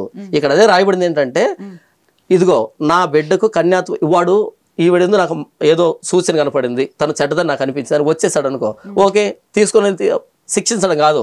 అప్పుడు తండ్రి వస్తాడు, ఇదిగో కన్యాత్వ లక్షణం నా అమ్మాయిటి తీసుకొస్తాడు, అంటే అంత జాగ్రత్త పెంచుతాడు తననే. అలా వచ్చినప్పుడు అది నిజమైతే, కన్యాత్వ లక్షణాలు లేవు అన్నది నిజమైతే, అప్పుడు తండ్రి ఇంటి దగ్గర ఆ అమ్మాయిని చావుకొట్టాలి, వాళ్ళతో చావుకొట్టాలి. ఇది దేనికి గుర్తంటే మిగిలినటువంటి తల్లిదండ్రులందరూ కూడా బిడ్డను ఎలా పెంచాలి అని దానికి గుర్తయితే, వ్యభిచారం చేసిన ఆవిడ చావాలనేది ఒక గుర్తయితే, ఇప్పుడు ఇశ్రాయేల్ సమాజం ఏం నేర్చుకుంటుందంటే రేపు నా బతుకింతే, నా బతుకింతే వ్యభిచారం జరిగింది తెలిస్తే కొట్టి చంపేస్తారు ఆజ్ఞ. ఎప్పుడైతే జరిమానా అని రాశారో దాని అర్థం ఏంటంటే అందరి దగ్గర డబ్బులు ఆగమని కాదు, మీరు జాగ్రత్తగా నడపండి, జాగ్రత్తగా ప్రవర్తించని పక్షంలో రాళ్ళతో కూడా చంపుతారు. అక్కడ మరణ శిక్ష అంటే అర్థం ఏంటంటే ప్రవర్తించని పక్షంలో, అంటే ఎంత కఠినంగా వ్యభిచారాన్ని చూస్తున్నాడు దేవుడు అన్నది అక్కడ తెలియజేయబడతా ఉంది. ఇప్పుడు ఇంకొక పాట ఉంది ఇక్కడ, ఈ రాళ్లతో కొట్టమని చంపమని చెప్పింది ఎవరు? దేవుడు. దేవుడు ఎవరు? ఇక్కడ పాత నిబంధన యెహోవా. ఇక్కడ ఏంటంటే దానికోసం నేను చెబుతున్నాను, జడ్జ్ ముద్ద ఎదురుగా తీసుకుని రాబడినప్పుడు ఇవన్నీ పరిశీలించిన తర్వాత ఈ వ్యక్తికి మరణదండన విధించడం అయింది అని అంటాడు. ఆ మాట వినగానే ఆ కోర్టులో ఉన్న లేచి, ఎవరైనా అసలు మనిషివేనా, నీకు అసలు మానవత్వం ఉందా, ఒక వ్యక్తిని చంపమంటావేంటి, నిండు ప్రాణం తీయమంటావేంటి అని అన్నారు అనుకోండి, మొత్తం తీసుకెళ్ళి లోపల మూసేస్తారు. ఆయన జడ్జ్, బైబిల్లో ఉన్నటువంటి దేవుడు జడ్జి ఇచ్చేటువంటి దేవుడు, జడ్జిమెంట్, న్యాయవంతుడు. అంటే నేను ఇది నెగిటివ్ టోన్ లో వెళ్తా చెప్తున్నా వినండి. శిక్ష అంటే అది నెగిటివ్ కాదు, శిక్ష అనేది నెగిటివ్ కాదు. అకారణంగా శిక్షించినప్పుడు నెగిటివ్ అది. కారణంతో శిక్షించినప్పుడు అది పాజిటివ్, అది శిక్ష లేనప్పుడు అది శిక్షే అంటున్నాను. ఇప్పుడు వాళ్ళు అక్కడ అంటే చేసిన పనికి ఇక్కడ రాళ్ళతో కొట్టమని చెప్పింది ఎవరు? యెహోవా అన్నప్పుడు ఏంటంటే ఫలానా పని చేయకపోతే లేకపోతే ఈ పని చేస్తే మీరు ఈ శిక్ష అవలంబించండి, అనుభవించాలని చెప్పినప్పుడు ఆయన జడ్జ్ అని చెప్పింది దేవుడు కదా అడిగాను నేను మిమ్మల్ని. అంతే, దాని ప్రకారం ఎందుకు నేను ఈ మాట చెప్పాల్సి వచ్చిందంటే ఎందుకు ఈ మాట చెప్పాల్సి వచ్చిందంటే ఇదే స్టూడియోలో ఇదే కుర్చీలో కూర్చొని గతంలో చాలా మంది బైబిల్ దేవుడు ఇలా కొట్టమన్నాడు, ఇలా చంపమన్నాడు, ఆయన దేవుడు ఎందుకు అవుతాడు అనేటువంటి మాటలు మాట్లాడితే ఇదే ప్లేస్ లో నిలబడి ఒక శిక్ష అమలు చేయబడుతుందంటే అది తప్పు కాదు, సమాజ హితం కోసం. ఇప్పుడు దీని మీద ఉన్నారు కదా. అండ్ 27వ అధ్యాయం సార్, యెహెజ్కేలు. అవునమ్మా, 5వ అధ్యాయం, యెహెజ్కేలు 5వ అధ్యాయం 10వ వచనం నుంచి 17వ వచనం వరకు. 10వ వచనం నుంచి 17వ వచనం వరకు. అంటే ఈ మొత్తం అంత చదివాను అనుకోండి, టైం పడుతుంది. మీరు అడగాలంటే అడిగితే చెప్తాను, లేదా చదవండి చదువుతాను. నేను 2-3 అడుగుతాను ఇట్లా. ఓకే అంతే, తర్వాత క్లోజ్ చేద్దాం. మరియు ప్రభువైన యెహోవా ఇలా సెలవిచ్చును, ఇది యెరూషలేమే కదా, అన్ని జనుల మధ్య నేను దాన్ని ఉంచితిని, దాని చుట్టూ రాజ్యములు ఉన్నవి. అయితే వారు నా విధులను తృణీకరించి నా కట్టడలను అనుసరింపక దుర్మార్గతను అనుసరించుచు నా విధులను కట్టడలను త్రోసివేసి తమ చుట్టూ ఉన్న అన్ని జనుల కంటేను దేశస్థుల కంటేను మరి అధికముగా దుర్మార్గులయ్యారు. కాబట్టి ప్రభువైన యెహోవా ఇలాగ సెలవిచ్చుచున్నాడు, నా కట్టడలను అనుసరింపకయు నా విధులను గైకొనకయు ఉండువారై మీ చుట్టూ ఉన్న అన్ని జనులు కలిగి ఉన్న విధులనైనను అనుసరింపక మీరు మీ చుట్టూ ఉన్న దేశస్థుల కంటే మరి అధికముగా కఠిన హృదయులైతరి. కావున ప్రభువైన యెహోవానగు నేను మీకు విరోధినైతిని. అన్ని జనులు చూచుండగా నీకు శిక్ష విధింతును. నీ హేయ కృత్యములను బట్టి పూర్వమందు నేను చేయని కార్యమును ఇక మీదట నేను కొనని కార్యమును నీ మధ్య జరిగింతును.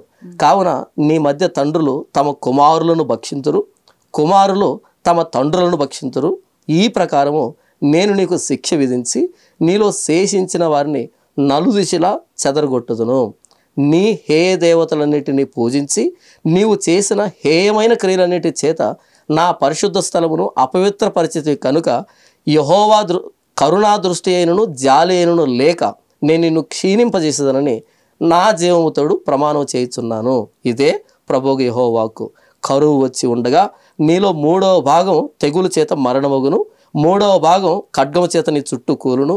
నేను కత్తి చూసి మిగిలిన భాగములను నలుదిశలా చెదరగొట్టి తరుముదును. నా కోపము తీరును, వారి మీద నా ఉగ్రత తీర్చుకొని నన్ను ఓదార్చుకుందును. నేను వారి మీద నా ఉగ్రత తీర్చుకొని కాలమున యెహోవానైన నేను ఆసక్తి గలవాడునై ఇలాగూ చేసేతనని వారు తెలుసుకుందరు. అలాగూ నీ చుట్టూ ఉన్న అన్ని జనుల్లో నిన్ను చూచు వారికి అందరి దృష్టికి పాడుగాను నిందాస్పదముగాను నేను నిన్ను చేయదును. కావున నీ పోషణ ఆధారము తీసివేసి నీ మీదికి నేను మహాక్షామం రప్పించి నీ వారు క్షయమవునట్లుగా వారిని క్షయపరుచు మహాక్షామమును పంపించి కోపము చేతను క్రోధము చేతను కఠినమైన గద్దింపుల చేతను నేను నిన్ను శిక్షింపగా నీ చుట్టూ ఉన్న అన్ని జనులకు నీవు నిందకును ఎగతాళికిని హెచ్చరికకును విస్మయమునకును ఆస్పదముగా ఉందువు. యెహోవానగు నేనే ఆజ్ఞ ఇచ్చి ఉన్నాను. ఈ ప్రకారము నేను నీ మీదికి క్షామమును దుష్ట మృగములను పంపుదును. అవి నీకు పుత్రహీనత కలుగు చేయను, తెగులును ప్రాణహానియు నీకు కలుగును, మరియు నీ మీదికి ఖడ్గము రప్పించదును. యెహోవానగు నేనే ఇలాగూ ఆజ్ఞ ఇచ్చుచున్నాను.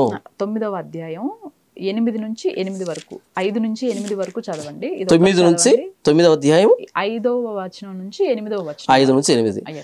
నేను వినుచుండగా వారికి ఇలాగ సెలవిచ్చును, మీరు పట్టణములో వాని వెంట పోయి నా పరిశుద్ధ స్థలం దగ్గర మొదలుపెట్టి కటాక్షమైనను కనికరమైనను లేకుండా అందరినీ హతము చేయుడి. అందరూ నశించినట్లు ఎవరిని విడిచిపెట్టగా పెద్దవారిని చిన్నవారిని కన్నికలను స్త్రీలను పిల్లలను స్త్రీలను చంపవలను. కానీ ఆ గురుతు ఎవరికి ఉండునో వారిని ముట్టకూడదు. వారు మందిరం ముందర ఉన్న పెద్దలను హతం చేయ మొదలుపెట్టగా ఆయన మందిరమును అపవిత్రపరచబడి ఆవరణములను హతమైన వారితో నింపుడి మొదలుపెట్టుడి అని సెలవిచ్చిన కనుక వారు బయలుదేరి పట్టణంలోని వారిని హతము చేయసాగిరి. దీనికి ఇప్పుడు మీరు చదివిన దానికి దానికి కరెక్ట్ అర్థం ఏంటి సార్? దీనికి అర్థం ఏంటంటేనమ్మా, ఈ యెహెజ్కేలు గ్రంథంలో మందిరం కూలిపోతుంది. 8, 9, 10, 11 అధ్యాయాలు. ఈ అధ్యాయాలు ఏంటంటే దేవుడు ఆలయాన్ని విడిచిపెట్టి దేవుని ప్రభావం బబులోను కనిపిస్తాడు యెహెజ్కేలు ప్రవక్తకి. అప్పుడు యెహెజ్కేలు దర్శన రీతిగా మరలా ఇక్కడ బబులోను యెరూషలేముకి తీసుకొచ్చి అక్కడ పెట్టి ఏం చెప్తాడు అంటే, ఈ ఆలయం పరిశుద్ధంగా ఉండాలి, ఈ ఆలయంలో పరిశుద్ధమైన కార్యక్రమాలు జరగాలి, నా విధులు కట్టలను బట్టి కార్యక్రమాలు జరగాలి. కానీ వీళ్ళు ఏం చేస్తారంటే అన్ని జనుల కంటే మరి అధికంగా దుర్మార్గులు అయిపోయారు కాబట్టి హేయమైనటువంటి పనులు, హేయం అంటే అసహ్యం, అసహ్యమైన పనులు చేస్తున్నారు కాబట్టి, తర్వాత అధ్యాయాలు ఉంటాయి ఏంటవి చేస్తున్నారు కాబట్టి ఇక్కడ దేవదూతలు పిలిపించి చెప్తాడు అనమాట. ఏంటంటే ఒక సిరా బుడ్డి తీసుకొని ఎవరైతే ఈ దేవుడి మాటకి అనుకూలంగా బ్రతుకుతున్నారో వాళ్ళ మీద గుర్తువే, వాళ్ళ నుదుటి మీద గుర్తువే, ఎవరైతే హేయమైన పనులు చేస్తున్నారో వాళ్ళ మీద గుర్తు వేయద్దు. ఇలా మొత్తం వారి లలాటముల మీద గుర్తు వేసినప్పుడు ఎవరి నుదుటి మీద అయితే ఆ గుర్తు ఉండదో వాళ్ళను చిన్న పెద్ద స్త్రీ పురుషుడు అనే భేదం లేకుండా శిక్షించండి, చంపేసేయండి, హతం చేయండి అని సెలవిచ్చినటువంటి మాట ఇది. ఇది దర్శనం, నిజంగా జరిగింది కాదు, ఇది దర్శనం. ఇది దర్శనం అంటే ఇప్పుడు నేను మీకు ఎలా కనపడుతున్నానో అలా ప్రవక్తకి భవిష్యత్తు కనిపించడం, లేదా ఒక పోలిక రూపంలో భవిష్యత్తును తెలియజేయడం. ఇది 593 ఆ ప్రాంతంలో రాయబడినటువంటి మాట. ఇది క్రీస్తుకు పూర్వం. 586లో ఇక్కడ చెప్పినటువంటి జరిగింది. ఎలా జరిగిందంటే నెబుకద్నెజర్ అనేటువంటి రాజు వచ్చి ఇశ్రాయేలును ఓచుకోత కోసాడు, అంటే దండయాత్ర చేసి యుద్ధానికి సంబంధించినటువంటి వాతావరణం. ఆ రాజు చేతులు ఎవరు చస్తారా అంటే నా ఆజ్ఞలు పాటించిన వాళ్ళు చస్తారు, యుద్ధం వస్తుంది అని ముందుగా దర్శన రూపంలో హెచ్చరిక చేస్తున్నాడు. అంటే అర్థం ఏంటంటే దీన్ని తప్పించుకోవాలంటే దేవుడికి అనుకూలంగా బ్రతకాలి, వాడి నుదుటి మీద గుర్తుంటాడు, దేవుడు ప్రొటెక్ట్ చేస్తాడు అనేటట్టుగా. ఎవడైతే దేవుడికి అనుకూలంగా బ్రతకడో హేమైన కార్యక్రమాలు చేస్తాడో వాడు యుద్ధంలో చస్తాడు అనేటువంటి దర్శనం. ఇది అక్షరార్థం కాదు. ఇవి విన్నప్పుడు జనరల్గా శాంతి మతం లేకపోతే ప్రేమ మతం అని చెప్పుకునే ఈ మతంలో ఇంత హింసాత్మకంగా లేదు అంటే ఇంత ద్వేషంగా, అంటే అన్యులు అనే వాళ్ళు ప్రతి ఒక్కళ్ళ పట్ల ఇంతే ద్వేషంతో ఉంటారా, ఇంత ద్వేషాత్మకంగా ఇలా బైబిల్ ప్రకారమే ఇది చదివిన తర్వాతే ఇలా అయిపోతారు అనేది నాకున్న ప్రధానమైన డౌట్. నేరస్తుల్ని ఎంత కఠినంగా శిక్షిస్తే మనం ఏమన్నా తెలుసా? ఎస్, ప్రభుత్వం బాగా పనిచేస్తుంది, యంత్రంగా బాగా పనిచేస్తుంది, మమ్మల్ని పట్టించుకుంటున్నారు. ఇలాంటి దుష్టమృగాలు సమాజంలో తిరుగుతూ ఉన్నప్పుడు మాకు భద్రత లేదు, ఇలాంటి వాళ్ళు ఏరేస్తూ ఉంటే మిగిలిన వాళ్ళు అలాంటి ఆలోచన వచ్చినా సరే చచ్చిపోతాయి ఆలోచనలు. అమ్మో కాల్ చంపేస్తారు, కోర్టుకి వేయడం ఆలస్యం కూడా లేదు, కాల్ చంపేస్తారు అనేటట్టుగా. నేరస్తుల్ని ఎంత కఠినంగా శిక్షిస్తే మిగిలిన సమాజాన్ని అంత ప్రేమించినట్టు లెక్క.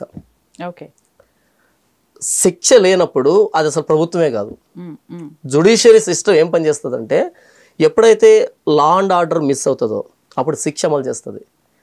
ఇప్పటికీ మన భారతదేశం మీద ఉన్నటువంటి ఒక విధమైన దురభిప్రాయం ఏంటంటే, ఉదాహరణకు వాస్తవం కూడా ఏంటంటే, ఎప్పుడో వాడు రేప్ చేశాడు, వాడికి శిక్ష పడడానికి 12 సంవత్సరాలు పట్టింది. నాకు ఇదే కావాలి. ఎప్పుడో అటాక్ జరిగింది అసెంబ్లీ మీద, వాడిని పెంచి పెంచి పెంచి పెంచి పెద్దోని చేసి ఎప్పుడో చంపారు. అసలు ఆ ఉరి తీస్తున్నప్పుడు మిగతా వాళ్ళు తెలియదు, ఎందుకు తీస్తున్నా కూడా తెలియదు, వాడిని ఎందుకు చచ్చిపోతుంది తెలియదు అనమాట. చాలా స్లోగా నడుస్తుంది మన వ్యవస్థ అన్నది ఒక ఉన్నటువంటి అభిప్రాయం, సమాజంలో ఉన్నటువంటి అభిప్రాయం. అది మీరు ఫారిన్ కంట్రీస్, గల్ఫ్ కంట్రీస్కి వెళ్ళారు అనుకోండి, ఇలా తప్పు జరగానే పబ్లిక్ తీసుకొచ్చి ఫట్టని లేపేస్తారు. అందుకని అక్కడ తప్పులు జరగడానికి చాలా తక్కువ అవకాశం ఉంది. తప్పు చేసినోడు శిక్షకు అర్హుడు తప్పకుండా కదా. నేను ఒప్పుకుంటాను. మరి ఈ న్యాయ వ్యవస్థని స్లోగా చేస్తున్నారు, తొందరగా శిక్షించండి అనేటట్టుగా మనం ఇక్కడ ఒత్తిడి పెడుతున్నాం. కానీ దేవుడు ఇక్కడ శిక్షించిన వాడిని, తప్పు చేసిన వాడిని శిక్షిస్తూ ఉన్నప్పుడు ఇదేంటి ఎంత కఠినాత్ముడు? లేదు, కఠినాత్ముడు కాదు. ఇక్కడ నేను ఈ క్వశ్చన్ ఎందుకు అడిగాను, ప్రేమ మతం అనేటట్టు మీరు అన్నారు. చాలా మంది ఏదైతే ప్రచారం చేస్తారో నా దేవుడు ప్రేమ స్వరూపి, దయామయుడు, ప్రేమామయుడు, కృపామయుడు ఇదే ఉంటుంది. అవును, ఓకే. అంటే ఇప్పుడు నాకు ఒక మహాభారతం ఉంది సార్, దాంట్లో యుద్ధం ఏంటి లేకపోతే వీళ్ళు చేసినవి ఏంటి మొత్తం అంతా నాకు చెప్పారు. బట్ ఇక్కడ ఏవైతే కొన్ని దారుణమైన శిక్షలు, చాలా హింసాత్మకంతో కూడిన శిక్షలే అమలు చేశారు అని చెప్పేసి పలానా పర్సన్ రాశాడు అతనికి. ఇప్పుడు మీరు చెప్పిన దాని ప్రకారమే ఓకే. ఆ అమలు చేసిన శిక్షలు వీళ్ళు ఎక్కడ చెప్పరు. ఎంతసేపు ఈ దయామయుడు లేకపోతే కరుణామయుడు, అసలు రక్తపాతం అనేది తెలియనటువంటి దేవుడు, ఏ యుద్ధాలు ఏవి చేయనటువంటి దేవుడు, అనేదే ప్రొజెక్ట్ చేస్తున్నారు తప్పితే ఇంత కఠినమైన శిక్షలు ఉంటాయి, ఇంత కఠినమైన ఇదిగా ఉంటుంది అనేది నిజంగా మీరు ఎక్కడైనా ప్రచారం చేస్తారు? కంప్లీట్ గా ఆరో మిస్ అయింది మీరు అడిగిన ప్రశ్నలో. ఓకే, మీరు కంప్లీట్ గా దాన్ని పక్కతో తీసుకెళ్ళి నేను చెప్తాను వినండి. తప్పకుండా. ఇప్పుడు బైబిల్ తీసుకొచ్చాను నేను ఇక్కడ. నేను పాస్టర్ని. సంవత్సరంలో 52 ఆదివారాలు బైబిల్ అంతట్లో ఈ చివరి నుంచి ఆ చివరి దాకా ఏదో మొత్తం ప్రకటిస్తాం మేము. అర్థమవుతుందా? ఇక్కడ ఇది లేదు, ఇక్కడ ఇది లేదు కాదు. ఇదంతా ఉన్నప్పుడే దేవుడు ఒరిజినల్ ఆయన 360 degreesలో ఏంటో తెలుస్తుంది. ఆయన ప్రేమాస్వరూపి, ఆయన న్యాయవంతుడు, ఆయన పరిశుద్ధుడు, ఆయన తండ్రి, ఈ 4 యాంగిల్స్ కలిసినప్పుడు ఆయన దేవుడు అవుతాడు. ఏ యాంగిల్ మిస్ చేసి ఆయన దేవుడు కాదు. ఆయన తండ్రి, మనల్ని పుట్టించాడు, మనల్ని ప్రేమిస్తున్నాడు, మనల్ని పోషిస్తున్నాడు, మమ్మల్ని కాపాడుతున్నాడు. ఆయన తండ్రి, ఫాదర్. ఆయన న్యాయవంతుడు, జడ్జి. ఆయన న్యాయవంతుడు అంటే ఖచ్చితంగా శిక్ష ఉంటుంది, ఎవరిని వదిలిపెట్టాడు తప్పు చేస్తే. న్యాయవంతుడు. ఆయన పరిశుద్ధుడు. పరిశుద్ధుడు అంటే పాపాన్ని అసలు నిర్లక్ష్యించాడు. తర్వాత ఆయన ప్రేమాస్వరూపి, ఆయన ప్రేమ ఉన్నాడు. ఈ 4 యాంగిల్స్ కలిపినప్పుడే దేవుడు అవుతాడు, బైబిల్ ఉన్న దేవుడు. ఇప్పుడు మీరు టచ్ చేసిన యాంగిల్స్ అంటే తెలుసా? ఆయన జడ్జ్ అనే యాంగిల్ టచ్ చేశారు. ఆయన జడ్జ్ అనే యాంగిల్ మీరు టచ్ చేసినంత మాత్రం చేత ఈ 3 మీద చెప్పట్టేదని కాదు, ఈ 4ని కలిపి చెబుతాం. అందులో ప్రేమ ఎలా ఉందో, అందులో న్యాయం ఎలా ఉందో, అందులో పరిశుద్ధత ఎలా ఉందో, అలా అందులో ఆయన ఫాదర్ హార్ట్ ఎలా ఉందో మొత్తం కలిపి చెబుతాం. ఈ 4 కలిపినప్పుడే ఒక థ్రెడ్ అవుతుంది. దేవుడు అనేటువంటి థ్రెడ్, దేవుడు అనేటువంటి యాంగిల్ బయటకు వస్తుంది. ఒక యాంగిల్ తీసుకుని తప్పైపోతుంది. మీకు ఉదాహరణ చెప్తారు. మీరు చికెన్ కర్రీ వండుతారు కదా, వండినప్పుడు ఏంటంటే వంటకు ముందు వంటగదిలోకి వచ్చి ఆ చికెన్ ముక్కలు నోట్లో వేసుకొని చిచి ఏంటి ఇది ఎలా ఉంది, నీ శ్వాసం వస్తుంది, ఇది ఎలా వండుతావు అంటే కనుక పొరపాటు. ఒక కొత్తిమీర నోట్లు వేసుకొని ఏంటి ఇది ఇంత అసహ్యంగా ఉంది, ఆ మిర్చి నోట్లు వేసుకొని ఇంత కారంగా ఉంది అని అంటే కనుక మీరేమంటారు తెలుసా? ఒరే నాయన ఒక అర్ధగంట బయట డైనింగ్ హాల్ దగ్గర ఎదురు చూడు అని అంటావు. అర్ధగంట తర్వాత ఈ కారాన్ని, పులుపుని, ఆ కొత్తిమీరని, అది మొత్తం అంతా చేసేసి ఒక డిష్ రూపంలో ఆ డైనింగ్ టేబుల్ మీద పెట్టినప్పుడు అప్పుడు నోట్లో ముక్క పెట్టుకున్నప్పుడు బా ఏముందనిపిస్తుంది. అదే వంటకు ముందు పెట్టుకున్నాం అనుకో, అప్పుడు ఏమవుతుంది, ఏంటి ఇంత నీ శ్వాసన ఇంత బాగలేదనిపిస్తుంది. కాబట్టి ఏంటంటే దేవుళ్ళు ఒక కోణాన్ని బయట తీసినప్పుడు అపార్థమవుతాడు, ఇంకో కోణాన్ని తీసినప్పుడు అపార్థమవుతాడు. 4 కోణాలు కలిపి దేవుణ్ణి చూసినప్పుడు అంత మాధుర్యంగా అనిపిస్తాడు, మాధుర్యంగా అనిపిస్తాడు. గవర్నమెంట్ ఎంతసేపు అందరిని ఎన్కౌంటర్ చేస్తుంది అనేదే మీరు కనుక చూశారనుకోండి, అమ్మో క్రూరత్వం కనపడుతుంది. ఇప్పుడు సజ్జనార్ ఉన్నాడు, సజ్జనార్ చేతిలో ఎన్కౌంటర్ చేయబడినటువంటి వాళ్ళ కుటుంబాల దగ్గరికి వెళ్ళి సజ్జనార్ మీద అభిప్రాయం ఏంటని అడగండి, ఏం చెప్తారు వాళ్ళు? అమ్మో ఎంత దుర్మార్గుడు అనేటట్టు వాళ్ళు మాట్లాడతారు. కానీ ఈ చనిపోయినటువంటి అత్యాచారం చేయబడినటువంటి ఈవిడ ఉంది కదా, వీళ్ళ కుటుంబం దగ్గరికి వెళ్ళి సజ్జనార్ మీద మీ అభిప్రాయం చెప్పండి అంటే ఆయన దేవుడు మాకు న్యాయం చేశాడు అంటారు. ఓకే, ఒక పర్సన్ని చూసే యాంగిల్ బట్టి ఉంటుంది. సో ఇప్పుడు మనం బయట నుంచి ఆలోచిద్దాం, ఎస్ వాళ్ళు తప్పు చేశారు, శిక్ష పడింది, ఆవిడ చనిపోయింది, ఆవిడకి న్యాయం జరగాలి. సో వ్యవస్థ మంచిది, చూసే కోణంలో ఉంటుంది. ఎంతసేపు ఒక పోలీస్ అని కానీ ఇలా షర్ట్ పైకి తీసుకొని లాఠీ పట్టుకొని దన కొడుతున్నప్పుడు దాన్ని కనుక కెమెరా బయట పెట్టు చూడు ఎంత క్రూరుడు, ఎంతో ఎలా కొడుతున్నా అనిపిస్తుంది. అంతకంటే ముందు వాడు ఎవరినో కత్తితో పొడిచినటువంటి సీన్ చూపెడితే ఏంటి చిన్న కత్తితో కొడుతున్నాడు అనిపిస్తుంది మనకి. సో ఏంటంటే కంప్లీట్ పిక్చర్ మనకు అర్థమైనప్పుడే అసలు విషయం బయటకు వస్తుంది. ఇక్కడ ఏదో కొన్ని వచనాలు చదివేసి చూడు ఇలా ఉన్నాడు ఆయన కరుణామయుడు అంటారంటే, కరుణామయుడు అని చెప్తూ ఉన్నది లవ్ ఆస్పెక్ట్లో, ఫాదర్ ఆస్పెక్ట్ లో. ఇక్కడ నేను చదివి వినిపించింది జడ్జ్ అనేటువంటి యాంగిల్ లో చూపించాను. మొత్తం అన్ని యాంగిల్స్ చూసినప్పుడు ఎంత అద్భుతంగా ఉంటాడంటే దేవుడు, ఎంత అద్భుతం. అసలు మన తల్లిదండ్రుల ప్రేమ ఎందుకు పనికి రాకుండా పోతుంది, అంత అద్భుతమైన ప్రేమ దేవుంది.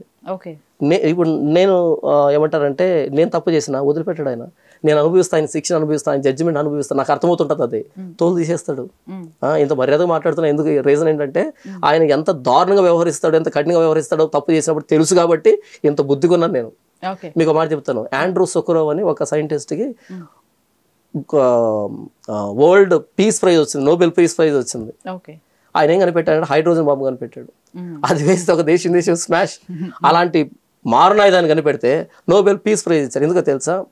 ఇప్పుడు నా భారతదేశంలో ఆ బాంబు లేదనుకో, పాకిస్తాన్ నుంచి ఆ నెత్తి మీద చల్లిపోతాడు వాడు బాంబుల్ని. అలా కాకుండా నా దగ్గర ఒక బాంబు ఉందంటే వాడు మర్యాదగా ఉంటాడు, మట్టంగా ఉంటాడు, ఏం అసలు మాట్లాడు. ఎందుకని? సో నువ్వు ఏదైనా చేస్తాను నేను కూడా దాడి చేస్తాను కూడా మర్యాదగా ఉంటాడు. ఇక్కడ ఈ యెహోవా సంబంధించిన ఎవరైతే ఉన్నారో ఆయన యేసు ప్రభు దేవుడని, లేకపోతే ఆయన నా కుమారుడను, లేకపోతే ఆయన్ని ఇంట్రడ్యూస్ చేసినట్లు ఎక్కడైనా ఉందా? ఉంది. ఓకే, ఉంది. ఎలా అండి? ఏది ప్రామాణికం దానికి? బైబిల్లోనే చదివి వినిపించబడ్డ చదివి వినిపించబడ్డ యెషయా గ్రంథం అని బైబిల్లో, యెషయా గ్రంథము అందులో 9వ అధ్యాయము 6వ వచనం. అంటే చాలా ఉన్నాయి కానీ ఒకటి చెప్తాను, అడిగితే 2 కూడా చెప్తాను. చాలా ఉన్నాయి, వీటిని మేము ప్రవచనాలు అంటాం, ప్రవచనాలు అని పిలుస్తాం. చూడండి, యెషయా గ్రంథం 9వ అధ్యాయం 6వ వచనం. ఏలైనగా మనకు శిశువు పుట్టెను, మనకు కుమారుడు అనుగ్రహించబడెను, ఆయన భుజం మీద రాజ్యభారం ఉండును, ఆశ్చర్యకరుడు, ఆలోచనకర్త, బలవంతునైన దేవుడు, నిత్యుడుగు తండ్రి, సమాధానకర్తయగు అధిపతి అని అతనికి పేరు పెట్టబడును. ఇది ప్రభువైన యేసుక్రీస్తు గురించి ప్రవచనం. ఓకే, ఇది ఎవరు చెప్పారు సార్? యెహోవా చెప్పాడు. అవును. ఓకే, అవును. అండ్ ఇప్పుడు యేసు ప్రభుకి సంబంధించి పుట్టుకకు సంబంధించి యాక్చువల్లీ December 25th అని ఒక ఇది ఉండేది. అవును. యాక్చువల్లీ కాదు అనేది కుండ బద్దలు కొట్టి చెప్పేసేసారు. అవును. ఎందుకో కేక్ కట్ చేసుకొని తినడానికి అది పెట్టుకున్నారు అనేది. అది అన్ని సంప్రదాయం అయితే ఇలా వచ్చింది, మామూలు తెలియకుండా చేసుకుంటున్నారు అనేది కుండ బద్దలు కొట్టినట్టు చెప్పేశారు. బట్ యేసు ప్రభుకి అంటే ఒక తిథులు లేకపోతే ఒక డేటు లేదు కాబట్టి అసలు ఆయన వచ్చినట్లు ఒక వాక్యం ఏదో ఉంటది బైబిల్లో. ఆ వాక్యం కూడా ఒక్కసారి చదవండి. అంటే యేసు ప్రభు రాక గురించి, ఆయన పలానా టైంలో పుట్టాడు, ఈ టైంలో పుట్టాడు అని ఒక వాక్యం ఉంటుంది కదా, అది ఒక్కసారి చదివిస్తాను. లూకా సువార్తలో 3వ అధ్యాయంలో మొదటి 2 వచనం చదివి వినిపిస్తాను. ఇందులో మనకు డేట్ వస్తుంది, యేసు ప్రభు పుట్టినటువంటి డేట్ వస్తుంది. అయితే ఈ 2 చదివే కంటే ముందుగా ఒక చిన్న క్లారిఫికేషన్, ఒక నిమిషం చెప్తాను, అంటే అర్థం కావడానికి. అంటే యేసు ప్రభు పుట్టిన తేదీ అని అడుగుతారు కదా. చరిత్ర 2 భాగాలమ్మ, 2 భాగాలు. Ancient history, modern history. History 2 భాగాలు, ancient history, modern history. Modern history అనేది ఏంటంటే క్యాలెండర్ డెవలప్ అయిన తర్వాత ఉన్నదాన్ని మోడర్న్ హిస్టరీ అంటారు. ఈ మోడర్న్ హిస్టరీలో ఏ రోజు ఎప్పుడు అనేది స్పష్టంగా ఉంటుంది. అయితే ఏన్షియంట్ హిస్టరీలో వాళ్ళ క్యాలెండర్ అనేది లేదు. క్యాలెండర్ లేదు కాబట్టి వాళ్ళు ఎలా లెక్క కడతారు అంటే ఆనాటి ప్రపంచంలో జరిగినటువంటి సంభవాలని రెఫరెన్స్గా తీసుకుని చెప్తారు. ఉదాహరణకి మా జేజన్ ఆయన ఉన్నాడు, మా నాన్న. ఆయన క్యాలెండర్ మీద అంత పట్టుండగా ముసలోళ్ళు కదా వాళ్ళని జేజన్ అయినా నీ వయసు ఎంత అంటే ఆయన చెప్పేవాడు. ఏమని చెప్పాడంటే, ఒరే అప్పుడు గాలివానకు నేను పుట్టి 6 సంవత్సరాలు నాకు అని చెప్పాడు. గాలివాన అంటే సంవత్సరం వచ్చేది కాదు. అప్పట్లో ఆయన కాలంలో గాలివాన ఒక 6 నెలలు వచ్చిందంట. ఆయన పుట్టిన ఆ సమయంలో 6 నెలలు గాలివాన వచ్చిందంట. చాలా మంది చచ్చిపోయారంట ఆ టైంలో. అలా గాలివాన వచ్చినప్పుడు నాకు 6 నెలలు ఇలా చెప్పాడు ఆయన. అదే క్యాలెండర్ వచ్చిన ఇప్పుడు కూడా నాకు ఎన్ని సంవత్సరాలు ఎందుకు చెప్పలేదు అంటే, అసలు ఒక వ్యక్తి పుట్టినప్పుడు డేట్ వేయాలనేది అది లేదు ఆ ముసలి వాళ్ళకి. ఇప్పటికి చాలా మంది ఆధార్ కార్డులో సూచాయిగా వేసి ఉంటారు తప్ప. అర్థమైంది కదా. సో ఒక సంభవాన్ని పాయింట్ ఆఫ్ రెఫరెన్స్ తీసుకొని చెప్తారనమాట. ఏది మొన్న మన దేశంలో కూడా. సో క్యాలెండర్ డెవలప్ అయిన తర్వాత మోడర్న్ హిస్టరీ అంటారు. ఇక్కడ పర్టికులర్ డేట్ ఉంటుంది. కానీ ఏన్షియంట్ హిస్టరీలో, పాత హిస్టరీలో ఏముంటుందంటే ఏం జరిగింది అని అడుగుతారు, కానీ ఎప్పుడు జరిగింది అని అడగరు. ఎందుకంటే ఎప్పుడు అనే సెన్స్ లేదు, క్యాలెండర్ లేదు కాబట్టి. సో ఇప్పుడు నేను చదువుతున్నటువంటి ఈ కాంటెక్స్ట్ ఏంటంటే ఏన్షియంట్ హిస్టరీకి సంబంధించింది, మోడర్న్ హిస్టరీ కాదు.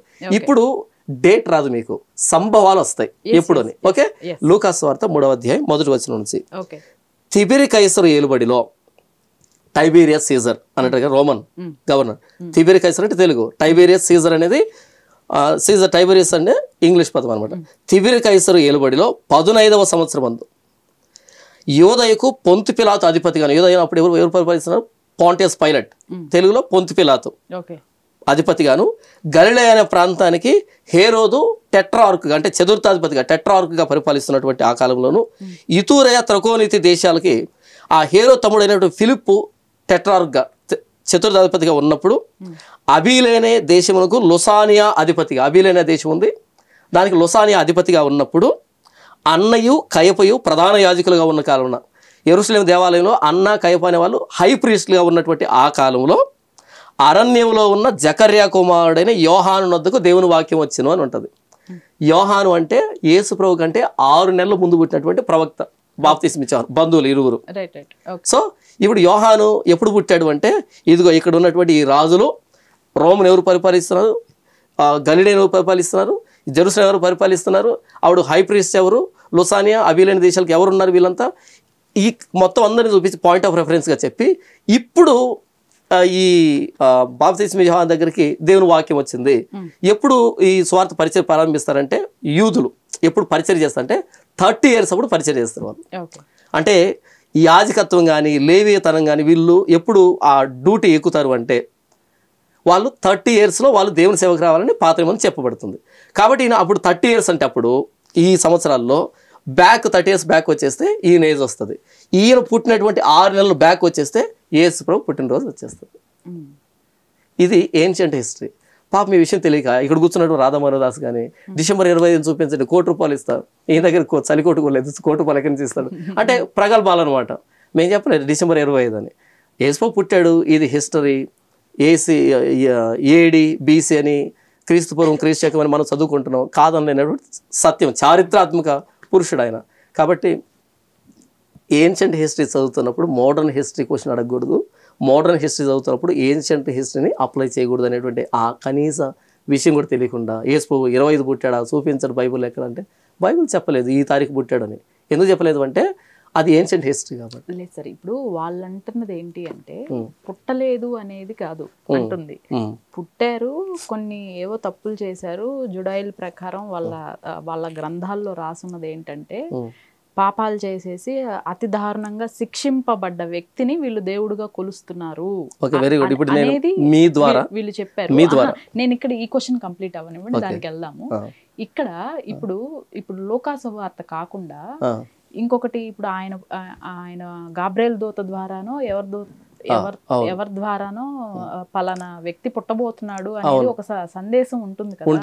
అక్కడ కొన్ని వాక్యాలు ఉంటాయి, యేసు ప్రభువు పుట్టాడు, యేసు ప్రభు పుట్టాడు, జ్ఞానులు వస్తారు. ఆ సువార్త దేనిలో ఉంది? మత్తయి సువార్త. ఒక్కసారి అది చదవండి. ఏ భాగం చదవాలి? ఆయన పుట్టాడు అంటానికి అక్కడ చెప్తాను. ఆయన పుట్టాడు చెప్తాను. నక్షత్రం రావడం, గాబ్రియల్ పలికిందంటే మొదటి అధ్యాయము 18 నుంచి ఉంటది. 18 నుంచి యేసుక్రీస్తు జనన విధం ఎట్లనగా ఆయన తల్లి అయిన మరియ యోసేపునకు ప్రదానం చేయబడిన తరువాత వారు ఏకము కాకమునుపు ఆమె పరిశుద్ధాత్మ వలన గర్భవతిగా ఉండెను. ఆమె భర్త అయిన యోసేపు నీతిమంతుడై ఉండి ఆమెను అవమానపరచనొల్లక రహస్యంగా ఆమెను విడనాడును ఉద్దేశించాను. అతడు ఈ సంగతులను గురించి ఆలోచించుకొని ఉండగా ఇదిగో ప్రభువు దూత స్వప్నమందు అతనికి ప్రత్యక్షమై, దావీదు కుమారుడు అయిన యోసేపు, నీ భార్య అయిన మరియను చేర్చుకున్నట్టుకు భయపడకుము, ఆమె గర్భము ధరించినది పరిశుద్ధాత్మ వలన కలిగినది. ఆమె ఒక కుమారుని కనును, తన ప్రజలను వారి పాపం నుండి ఆయనే రక్షించును కనుక ఆయనకి యేసుని పేరు పెట్టుదువు అనిను. ఇదిగో కన్యక గర్భవతి కుమారుని కనును అను, ఆయనకు ఇమ్మానుయేలుని పేరు పెట్టుదురు అని ప్రభు తన ప్రవక్త ద్వారా పలికిన మాట నెరవేర్చున్నట్లు ఇదంతా జరిగిన. ఇమ్మానుయేలు పేరునకు భాషాంతరం దేవుడు మనకు తోడని అర్థం. యోసేపు నిద్ర మేలుకొని ప్రభువు దూత తనకు ఆజ్ఞాపించిన ప్రకారం చేసి తన భార్యను చేర్చుకుని ఆమె కుమారుని కను వరకు ఆమెను ఎరుగుకుండెను. అతడు ఆ కుమారునికి యేసుని పేరు పెట్టాను. 2వ మొదటి వచనం. రాజైన హేరోదు దినముల యందు యోదయ దేశ బెత్లెహేములో యేసు పుట్టిన పిమ్మట ఇదిగో తూర్పు దేశపు జ్ఞానులు యెరూషలేముకు వచ్చి యూదుల రాజుగా పుట్టినవాడు ఎక్కడ ఉన్నాడు, తూర్పు దిక్కున మేము ఆయన నక్షత్రం చూసి ఆయనను పూజింపు ఉచితమని చెప్పారు. ఇది సందర్భం. యూదుల రాజుగా పుట్టినవాడు ఎక్కడున్నాడు? ఓకే, అవునమ్మా. యాక్చువల్ గా బైబిల్ మొత్తంలో చాలా సార్లు యూదుల ప్రస్తావన, యూదులు రాజుగా, యూదుల కోసం వచ్చాను అనే మాటే చాలా వస్తుంది. అవునమ్మా. నేను యూదుల దేవుణ్ణి అనేది కూడా చాలా విన్నాం. యూదులు అంటే ఒక మతం, అప్పటికే ఉన్న ఒక మతం కదా. అంటే ఆయన స్వయంగా దేవుడే నేను యూదుల కోసం వచ్చాను, యూదుల కోసం అని వచ్చాను అని చెప్పినప్పుడు, ఇంకొకటి యూదులు రాజు అంటే ఇప్పుడు యేసు ప్రభు ఎక్కడ రాజైన సందర్భాలు లేవు కదా. అంటే యాజ్ పర్ హిస్టరీ అడుగుతున్నాను నేను, యూదుల రాజు అనే ప్రకారం. ఇంకొకటి అదే యూదులు ఇప్పుడు మీరు ఆ ఇజ్రాయేలు అవి చూసుకుంటే అక్కడ అసలు యేసు ప్రభుని పూజించట్లా. ఇప్పుడు ఏ యూదులైతే యూదుల రాజు నేను ఫలానా అని ఆయన వచ్చాడో అదే యూదులు కలిసే కదా ఈయనకి శిక్ష విధించడం జరిగింది. ఈ 12 మందిలో ఎవరో ఒకళ్ళు అప్పచెప్తారు, దారుణంగా శిక్ష వేసి ఇది చేసింది యూదులే. ఏ యూదుల కోసం నేను వచ్చాను అని చెప్పారో ఆ యూదులే అతన్ని యేసుప్రభుని చంపడం జరిగింది. ఇంకొకటి స్వయంగా భగవంతుడే నేను అన్యుల కోసం రాలేదు, నేను యూదుల కోసం మాత్రమే వచ్చానని చెప్పాడు. చెప్పలేదు, యూదుల రాజునని చెప్పాడు కదా సార్ అక్కడ. చెప్తా, దానికి వివరణ ఇస్తానమ్మా. ఓకే, మరి మిగతా వాళ్ళకి అసలు ఆయన ఎలా అవుతాడు అప్పుడు? ఆదికాండం అంటే మొదటి పుస్తకం అమ్మా. ఓకే, మొదటి పుస్తకం ఆదికాండము 3వ అధ్యాయం 15వ వచనంలో ఏం రాయబడిందంటే, మరియు నీకును స్త్రీకిని నీ సంతానమునకును ఆమె సంతానమునకు వైరం కలుగు చేసేదను, అది నిన్ను తల మీద కొట్టను. అది అన్న దగ్గర అతడు అని ఉంటుంది. అతడు అంటే యేసు ప్రభు. అతడు నిన్ను తల మీద కొట్టను, నీవు దాన్ని మడి మీద కొట్టదు అని చెప్పాను. అంటే స్త్రీ సంతానం అంటే మానవ జాతి, మానవ జాతి, ఆదాము హవ్వలు వారి నుంచి వచ్చిన సంతానం మానవ జాతి, మొత్తం మానవ జాతి, అందులో అందరూ ఉన్నాం. ఈ స్త్రీ సంతానంలో నుంచి ఒక ఆయన వస్తాడు, ఆయన సర్పాన్ని తల మీద కొడతాడు, అంటే అపవాదిని.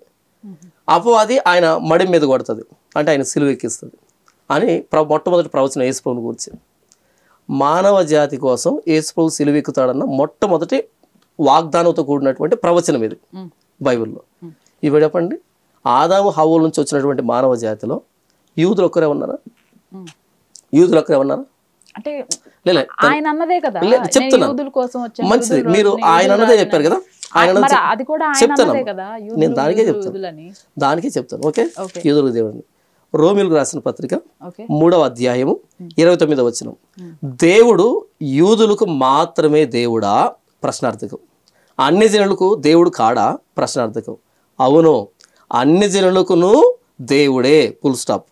దేవుడు ఒకడే గనుక ఆయన సున్నతి గలవారిని, అంటే యూదుల్ని, సున్నతి గలవారిని విశ్వాసము ద్వారాను, సున్నతి లేని వారిని విశ్వాసం మూలముగాను, సున్నతి లేని వారిని విశ్వాసము ద్వారాను నీతిమంతులుగా తీర్చును.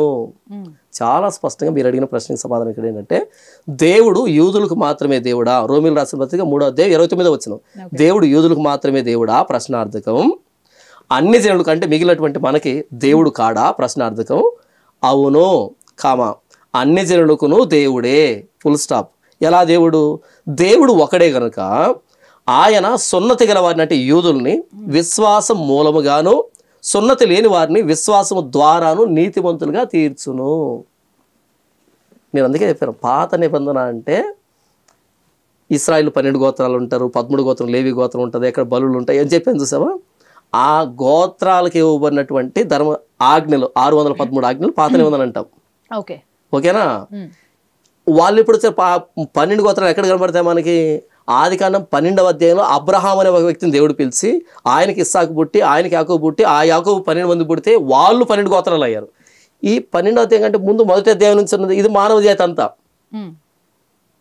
కాబట్టి ఈ యూదులో నుంచి వచ్చిన యేసు ప్రభు మొత్తం మానవ జాతిని అంతని ఆశీర్వదిస్తాడని 22వ అధ్యాయం ఆదికాండం 18వ వచనంలో నీ సంతానం నుండి వచ్చేటువంటి వ్యక్తి మొత్తం భూలోక వంశాలన్నీ ఆశీర్వదిస్తాడు అనే మాట రాయబడి ఉంటుంది. కాబట్టి పాత నిబంధన ఏంటి, కొత్త నిబంధన ఏంటి, ఏ మాట పాత నిబంధన సంబంధించి దాన్ని విడగొట్టుకోవాలమ్మా. రీసెంట్ గా ఇక్కడే ఒక ఇంటర్వ్యూ అయితే ప్రసాదం మౌనిక పోల్చారు జాన్పాల్ గారు. ఏంటిది అసలు? వాస్తవానికి మీరు రాధామోహనదాస్ మీరు ప్రశ్న అడిగినప్పుడు ఇమ్మీడియట్ గా ప్రసాదాన్ని కాల్ చేశాను.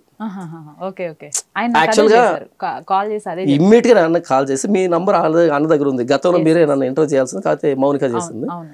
అన్న కాల్ చేసి, అన్న ఇమ్మీడియట్ గా తనతో నాకు ఇంటర్వ్యూ కావాలి. ఎందుకు కావాలి అంటే, నేను ఆవిడ మౌనిక చేసినప్పుడు ఏంటంటే, మౌనికకి సరిగా అంత విషయ అవగాహన లేదు, క్రైస్తవం పట్ల అవగాహన లేదు. తన యాంకర్గా తన ఫీల్డ్లో తను చేస్తుందేమో కానీ ఈ స్పిరిచువాలిటీ విషయంలో తనకి అంత అవగాహన లేదు.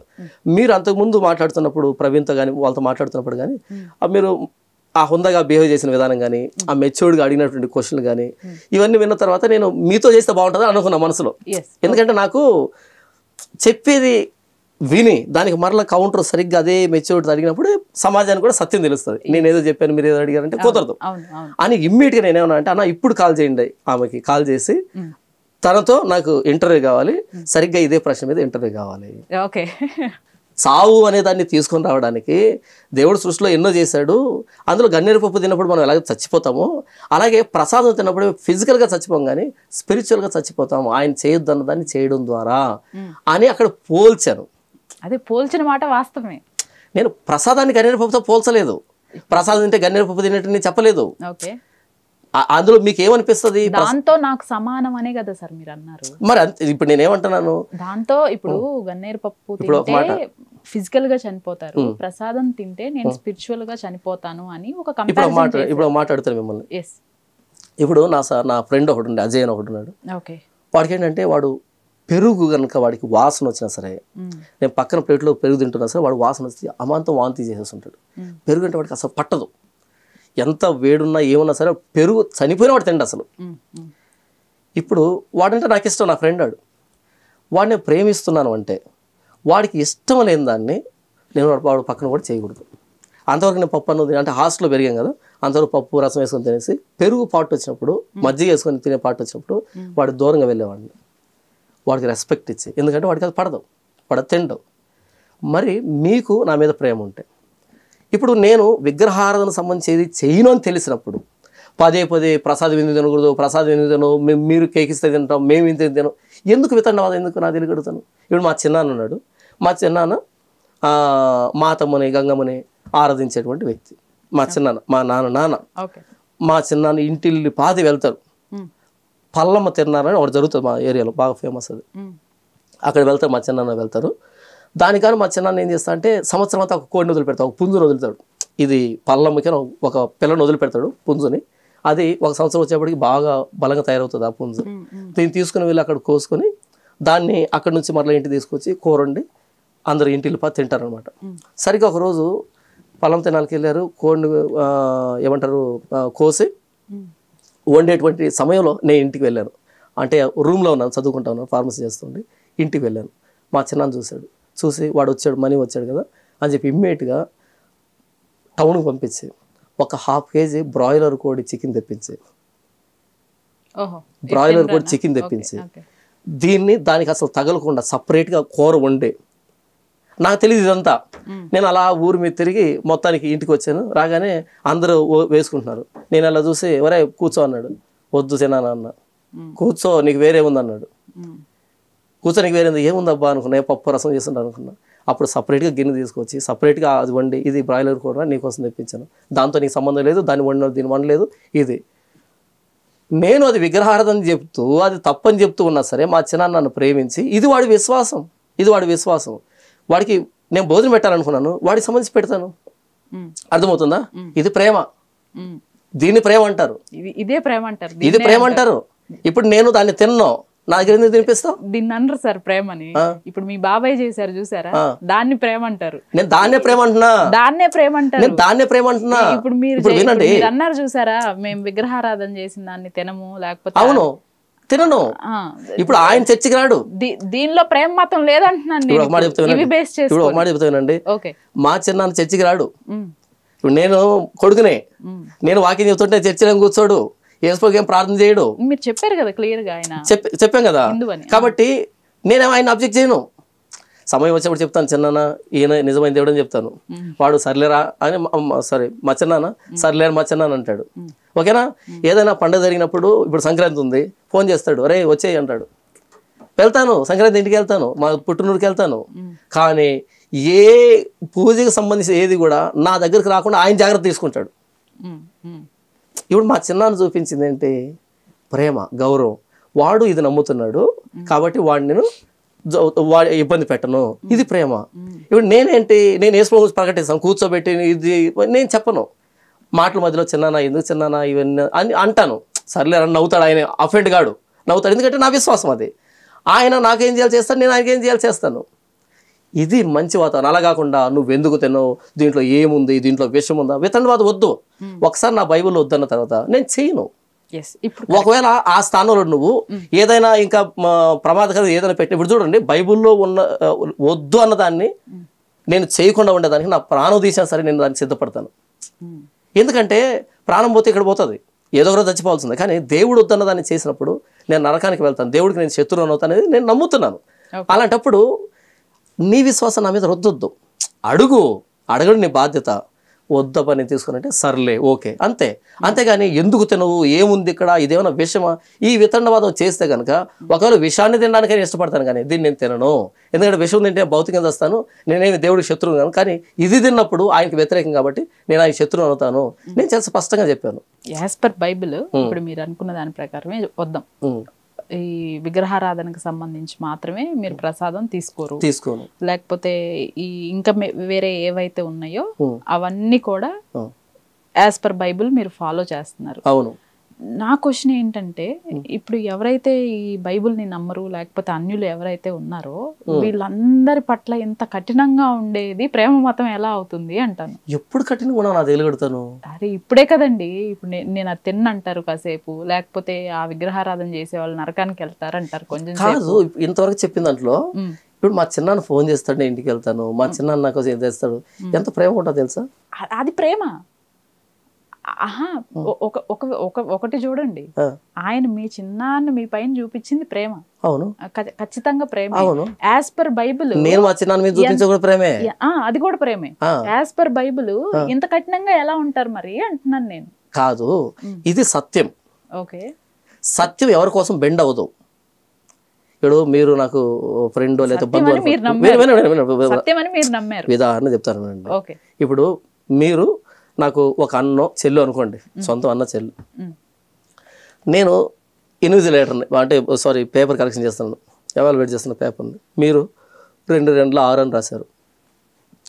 ఇప్పుడు నా చెల్లెని ఉద్దేశంతో 6 మీద టిక్కు కొట్టి మార్క్ ఇవ్వాలన్నా, లేకపోతే 6 కాదు 4 అని ఇంటి కొట్టాలన్నా? ఇప్పుడు ఇంటి కొడితే పక్కింటోళ్ళు ఎదురింటోళ్ళు ఇంట్లో చివరే నీ తోడ పుట్టిన దానికి ఇంటి కొట్టే వెంట్రా, 0 మార్కులు వేసావేంట్రా, తప్పు కొట్టే వెంట్రా, నువ్వు అసలు అన్నవేనా అంటే చెల్లుతుంది అది. చెల్లి ఓకే, నేను చదివిస్తాను, అన్నీ చేస్తాను, అన్నీ నేను చూసుకుంటాను, ఓకే.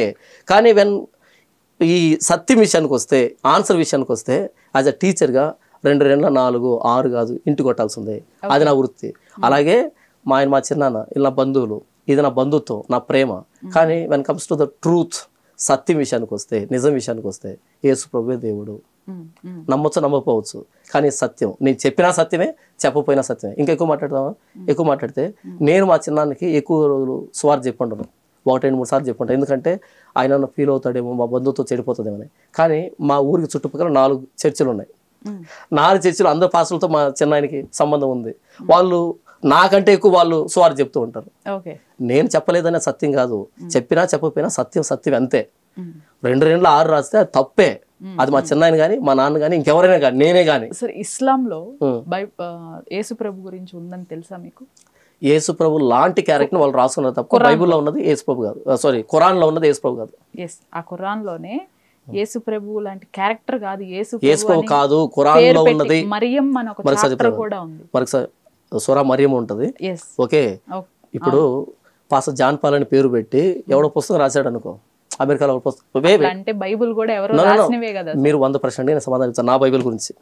అయితే నా బైబిల్ కాని దాని గురించి కూడా నేను ఖండిస్తాను. ఏంటంటే నా గురించి పాస్టర్ జాన్ పాల్ అని పేరు పెట్టి, పాస్టర్ జాన్ పాలు 3 అడుగులు ఉంటాడు, మరగుజ్జు, పాస్టర్ జాన్ పాలు తెల్లగా మెరిచిపోతుంటాడు, ఓకే, పాస్టర్ జాన్ పాలు అది ఇదని రాశారనుకోండి, ఫోటో నాదే పాస్టర్ జాన్ పాలు ఉంది. కానీ 3 అడుగులు మరగుజ్జు అని రాశాడు అనుకోండి, నేను మరగుజ్జు, నా పేరుందా, నా ఫోటో మరగుజ్జు అని నమ్మాలి ఏంది? నేను తెల్లగా నెగలెగలాడిపోతాను, నేను ఎక్కడ నెగలెగలిపోతున్నాను. కాబట్టి ఏంటంటే పేరు నాది ఉన్నంత మాత్రం చేత, ఫోటో నాది ఉన్నంత మాత్రం చేత, డిస్క్రిప్షన్ ఎందుకు అసత్యాలు చెప్తాను వినండి. ఫస్ట్ వచ్చింది బైబుల్. బైబుల్ 2000 ఇయర్స్ బ్యాక్ కదా వచ్చింది. 2000 ఇయర్స్ బ్యాక్ యేసు ప్రభు శరీరధారిగా ఈ లోకానికి వచ్చాడు. కొత్త నిబంధన. బైబిల్ ఎప్పుడు వచ్చింది చెప్తానమ్మా. ఆదియందు దేవుడు భూమి ఆకాశం సృజించెను. In the beginning God created heavens and earth అని ఉంటుంది. అది ఎవరు రాశారు సార్? అది మోషే రాశాడు. మోషే ఎప్పుడు రాశాడు? మోషే రాశాడు. మోషే క్రీస్తుకు పూర్వం 1500 రాశాడు. అది 1500 సంవత్సరాల క్రితం రాసింది. జరిగింది కాదు, రాసింది. అవును, అంటే రాసింది జరగలేదు. ఏది రాసింది జరిగిందని రాశాడు. చూసారా? జరిగిందని చెప్పారు సార్.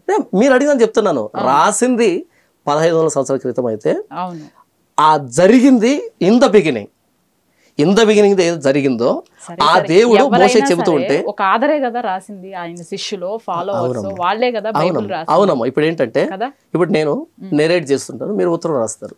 నేను నెరేట్ చేస్తుంటాను, మీరు ఉత్తరం రాస్తారు. ఆ రాసే రాత మీ అనుభవం కాదు, నా అనుభవం. మీరు రైటర్, ఆథర్ మీరు, నేను నా ఎక్స్పీరియన్స్ చెప్తున్నాను. సో ఏంటంటే మీకు అనుభవం ఉండకపోవచ్చు. దేవుడు చెబుతూ ఉంటే in the beginning God created అని చెప్పినటువంటి ఆ దేవుడు బిగినింగ్ లో ఏం చేశాడు, ఆ సృష్టించేసిన దేవుడు చెబుతూ ఉంటే మోషే రాశాడు. రాసింది 1500 సంవత్సరాల క్రితమైనా, అంటే క్రీస్తుకు పూర్వం అయినా రాసింది. జరిగింది ఇన్ ద బిగినింగ్ జరిగిన దాన్ని ఆ చేసిన ఆయన నెరేట్ చేస్తున్నాడు. సో ఇది ప్రారంభం నుంచి ఉన్నటువంటి గ్రంథం. ఇది యేసు ప్రభు 2000 సంవత్సరాల క్రితం శరీరధారిగా వచ్చింది. అప్పుడు వచ్చిందని కొత్త నిబంధన అంటాం. అయితే ఇప్పుడు నేనేమంటాను అంటే, ఫైనల్ గా యాజ్ పర్ కాన్స్టిట్యూషన్ ఎవరైతే ఉన్నారో, ఈ క్రైస్తవులు ఎవరైతే ఉన్నారో, ఈ హిందువుల నుంచి కన్వర్ట్ అయినప్పుడు అవును వారికి రిజర్వేషన్స్ వర్తిస్తాయా, వర్తించవా? లక్షణంగా వర్తిస్తాయి. ఓకే, ప్రతి ఎస్సీ నుంచి ఎస్ నుంచి ఇలా తక్కువ కులాన్ని చేసుకుని నమ్ముకుంటారు కదా, 100% రిజర్వేషన్ అనుభవించాలి.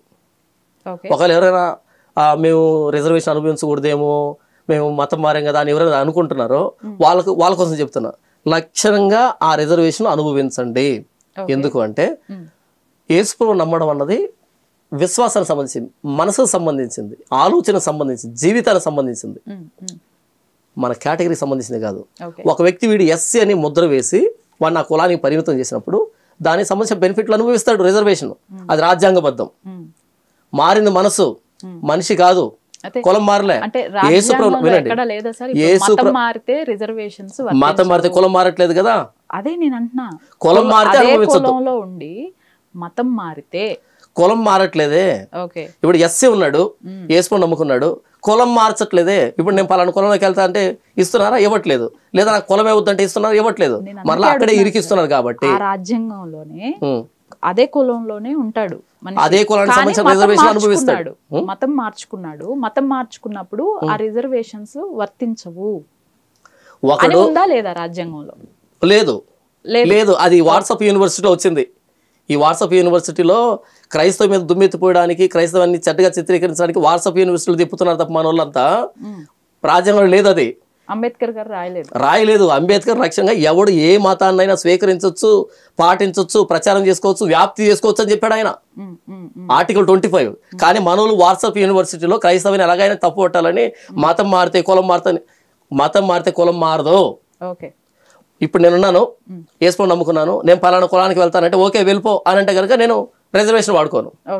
లేకపోతే నాకు మతమే, నాకు కులమే వద్దంటే ఓకే కులమే వద్దంట, క్యాస్ట్లెస్ అని చెప్పి వస్తే ఓకే నేను వాడుకోను. అలా కాకుండా నేను యేసుప్రభువుని నమ్ముకుంటే ఇప్పుడు ఒకడు చెట్టును నమ్ముతాడు, ఒకడు పుట్టను నమ్ముతాడు, ఒకడు కోతిని నమ్ముతాడు, ఒకడు మనిషిని నమ్ముతాడు, ఒకడు ఇంకోటి నమ్ముతాడు. అందరూ వాడి విశ్వాసం వాడు నమ్ముతున్నాడు. దీనికి రిజర్వేషన్ సంబంధం ఏంటి? నేను యేసుప్రభువుని నమ్ముతున్నా, ఏంటి రిజర్వేషన్ సంబంధం ఏంటి? కులానికి రిజర్వేషన్ ఇవ్వబడింది, మతానికి కాదు ఇవ్వబడింది. కులానికి రిజర్వేషన్ ఇవ్వబడింది. కులం మారినప్పుడు రిజర్వేషన్ ఎందుకు వాడుకోకూడదు? ఎందుకు రిజర్వేషన్ ఇచ్చాడు అంబేద్కర్ గారు? అందరూ సమానంగా ఉండాలని, అణిచివేత గురి కాకుండా వీళ్ళు కూడా కొంచెం బెనిఫిట్ ఇస్తే వీళ్ళు కూడా అందరితో సమానంగా వస్తారు కదా ఉద్దేశంతో ఆయన పెట్టినటువంటి బృహత్తరమైనటువంటి చట్టం అది. కాబట్టి కులం మారినంత వరకు రిజర్వేషన్ వాడుకోవచ్చు. ఒకవేళ కులం నుంచి బయటకు వేశారనుకో అప్పుడు వాడుకో రిజర్వేషన్ని. మీకు మాట చెప్పంటారా? ఎస్సీ నుంచి ఎవరైనా యేసుప్రభువుకి కన్వర్ట్ అయితే ఏమని రాస్తున్నారు తెలుసా? బీసీసీ అని ఇవ్వట్లే సర్టిఫికెట్, నేరుగా బీసీసీ అని రావట్లే, scheduled caste converted to Christianity. ఎంత పొడవు వ్యాసం రాసి ఆ చివరిలో బీసీసీ అని బ్రాకెట్లో రాస్తున్నారు. అంటే బీసీసీ అని వచ్చినా సరే మరలా షెడ్యూల్డ్ క్యాస్ట్ అని ఎందుకు పడుతుంది అక్కడ? కులం అనే వ్యవస్థ విషవృక్షం ఇది, మనిషిని మనిషిగా చూన్నటువంటి విషవృక్షం ఇది. ఒక పెద్ద కులం వ్యక్తి ఇంట్లో ఉన్నటువంటి కుక్క కూడా గిన్నెలో అన్నం తింటది, కానీ పెద్ద కులం ఇంట్లోకి వెళ్ళినప్పుడు చిన్న కులస్తుడు ప్లేట్లో భోజనం పెట్టరు, చేతిలో పెడతారు, ఆకుల్లో పెడతారు. అంటే కుక్క కంటే హీనమైన బ్రతుకుగా చూస్తున్నటువంటి కుల వ్యవస్థ ఇది. మన భారతదేశంలో గోవుకు కూడా నమస్కారం పెట్టి దాని మూత్రాన్ని తాగుతున్నటువంటి పరిస్థితి ఉంది. కానీ ఒక దళితుడు బుల్లెట్ నడిపాడని వాడు 2 చేతులు కట్ చేసినటువంటి దౌర్భాగ్య పరిస్థితి తమిళనాడులో జరిగింది. ఒక దళితుడు వీధిలో వస్తుంటే మూతికి ముంత కట్టాలి, ముడ్డికి తాటిమట్టి కట్టాలి అనేటువంటి దరిద్రపు కుల వ్యవస్థలో ఉన్నటువంటి పరిస్థితి ఇది. కాబట్టి ఏంటంటే నీది కులం అని వాడిని ఆ కులాన్ని కట్టేసినటువంటి ఈ కుల వ్యవస్థలో ఉన్నప్పుడు దానికి సంబంధించిన రిజర్వేషన్ అనుభవించు. అదే రాజ్యాంగంలో ఏవైనా మార్పులు చేర్పులు వచ్చి ఇప్పుడు మీరు చెప్తున్న రిజర్వేషన్స్ ప్రకారమే తీసుకున్నాం, మతం మారితే ఇక పైన రిజర్వేషన్లు ఉండవు అంటే యాక్సెప్ట్ చేయడానికి రెడీగా ఉన్నారా? సంపూర్ణంగా సిద్ధంగా ఉన్నాను. అసలు ఇప్పుడు రాజ్యాంగాన్ని కట్టుబడతాం మేము, రాజ్యాంగాన్ని కట్టుబడతాం. రాజ్యాంగంలో తీసేసింది అనుకో, ఇప్పుడు యేసుప్రభువుని నమ్ముకున్నావు అని ఏదైనా ఒక ఆర్డర్ వచ్చింది అనుకో సంతోషంగా స్వీకరించే వాళ్ళు మొట్టమొదటి వ్యక్తిగా ఉంటాను నేను. ఎందుకని? యేసుప్రభు పేరును బట్టి ఏదైనా కోల్పోతున్నానంటే అది నా భాగ్యంగా భావిస్తాను నేను. లక్ష్యంగా నా పని చేసుకుంటా బ్రతుకుతాను. మీకు ఒక విషయం చెప్పమంటారా? నేను ఫార్మసీ చదివాను, బీ ఫార్మసీ చదివాను. ఇప్పటికి నా ఒరిజినల్ సర్టిఫికేట్లు తీసుకోలేదు, అవి అక్కడే ఉండిపోయాయి. అవసరం లేదు. ఒకవేళ వాళ్ళు ఇచ్చినా సరే 4 గీకోవడం పరికరం నాకు అవి. అంటే నేనేం చెప్తున్నా అంటే నేనేం చెప్తున్నా అంటే సర్టిఫికెట్లు కాదు నాకు భోజనం పెట్టేది, దేవుడిచ్చిన తెలివి, దేవుడిచ్చినటువంటి ఇది. సర్టిఫికెట్లో అక్షరాలు ఉంటాయి, నేను కదా సోర్స్ని, నేను రాస్తే అక్కడ ఉన్నాయి మా సర్టిఫికెట్లు అంతే. పేపర్ నాకు జీవితాన్ని ఇవ్వదు. ఇప్పటికీ సర్టిఫికెట్లు తీసుకోలేదంటే అర్థం చేసుకోండి. అంత సెల్ఫ్ డిగ్నిటీ సెల్ఫ్ రెస్పెక్ట్ ఉన్నాను నేను. ఇప్పుడు మీరు సేమ్ అదే ఫీల్డ్ లోకి వెళ్ళారు, ఒక బీఫార్మసీ చేశారు అనుకోండి, ఒక మెడికల్ షాప్ ఇంకోటి మెడికల్ షాప్ మెడికల్ కంపెనీనో పెట్టుకొని ఉండేవాడిని. పెట్టుకోవాలి అనుకున్నప్పుడు మీరు మీకు ఇప్పుడు ఏవైతే తీసుకోలేదో అవి అవసరమే. దాన్ని చెప్తాను వినండి. మెడికల్ షాప్లో పనిచేయడానికో ఒక మెడికల్ కంపెనీలో పనిచేయడానికో బెంచ్ వర్క్ వస్తే సరిపోతుంది. నేను వాళ్ళు తప్పు పట్టట్లేదు. బెంచ్ వర్క్ వస్తే సరిపోతుంది. 4 గోడల మధ్యలో 4 రూముల మధ్యలోనూ పని చేసుకుంటూ బ్రతుకుతాడు, కుటుంబం పోషించబడుతుంది, వాడు కుటుంబం బాగుంటుంది, మంచి శాలరీ వస్తుంది. ఓకేనా? నేను చూస్ చేసుకుంది ఏంటంటే 4 గదులు 4 గోడల మధ్యలో పని చేయకూడదు, 4 దిక్కుల మధ్యలో పని చేయాలని చూస్ చేసుకున్నాను. ఒకసారి ఇదో ఇలా చేయి వర్క్ అంటే అలాగే చేస్తూ ఉండేటువంటి వర్క్ నేను చూస్ చేసుకోవాలి.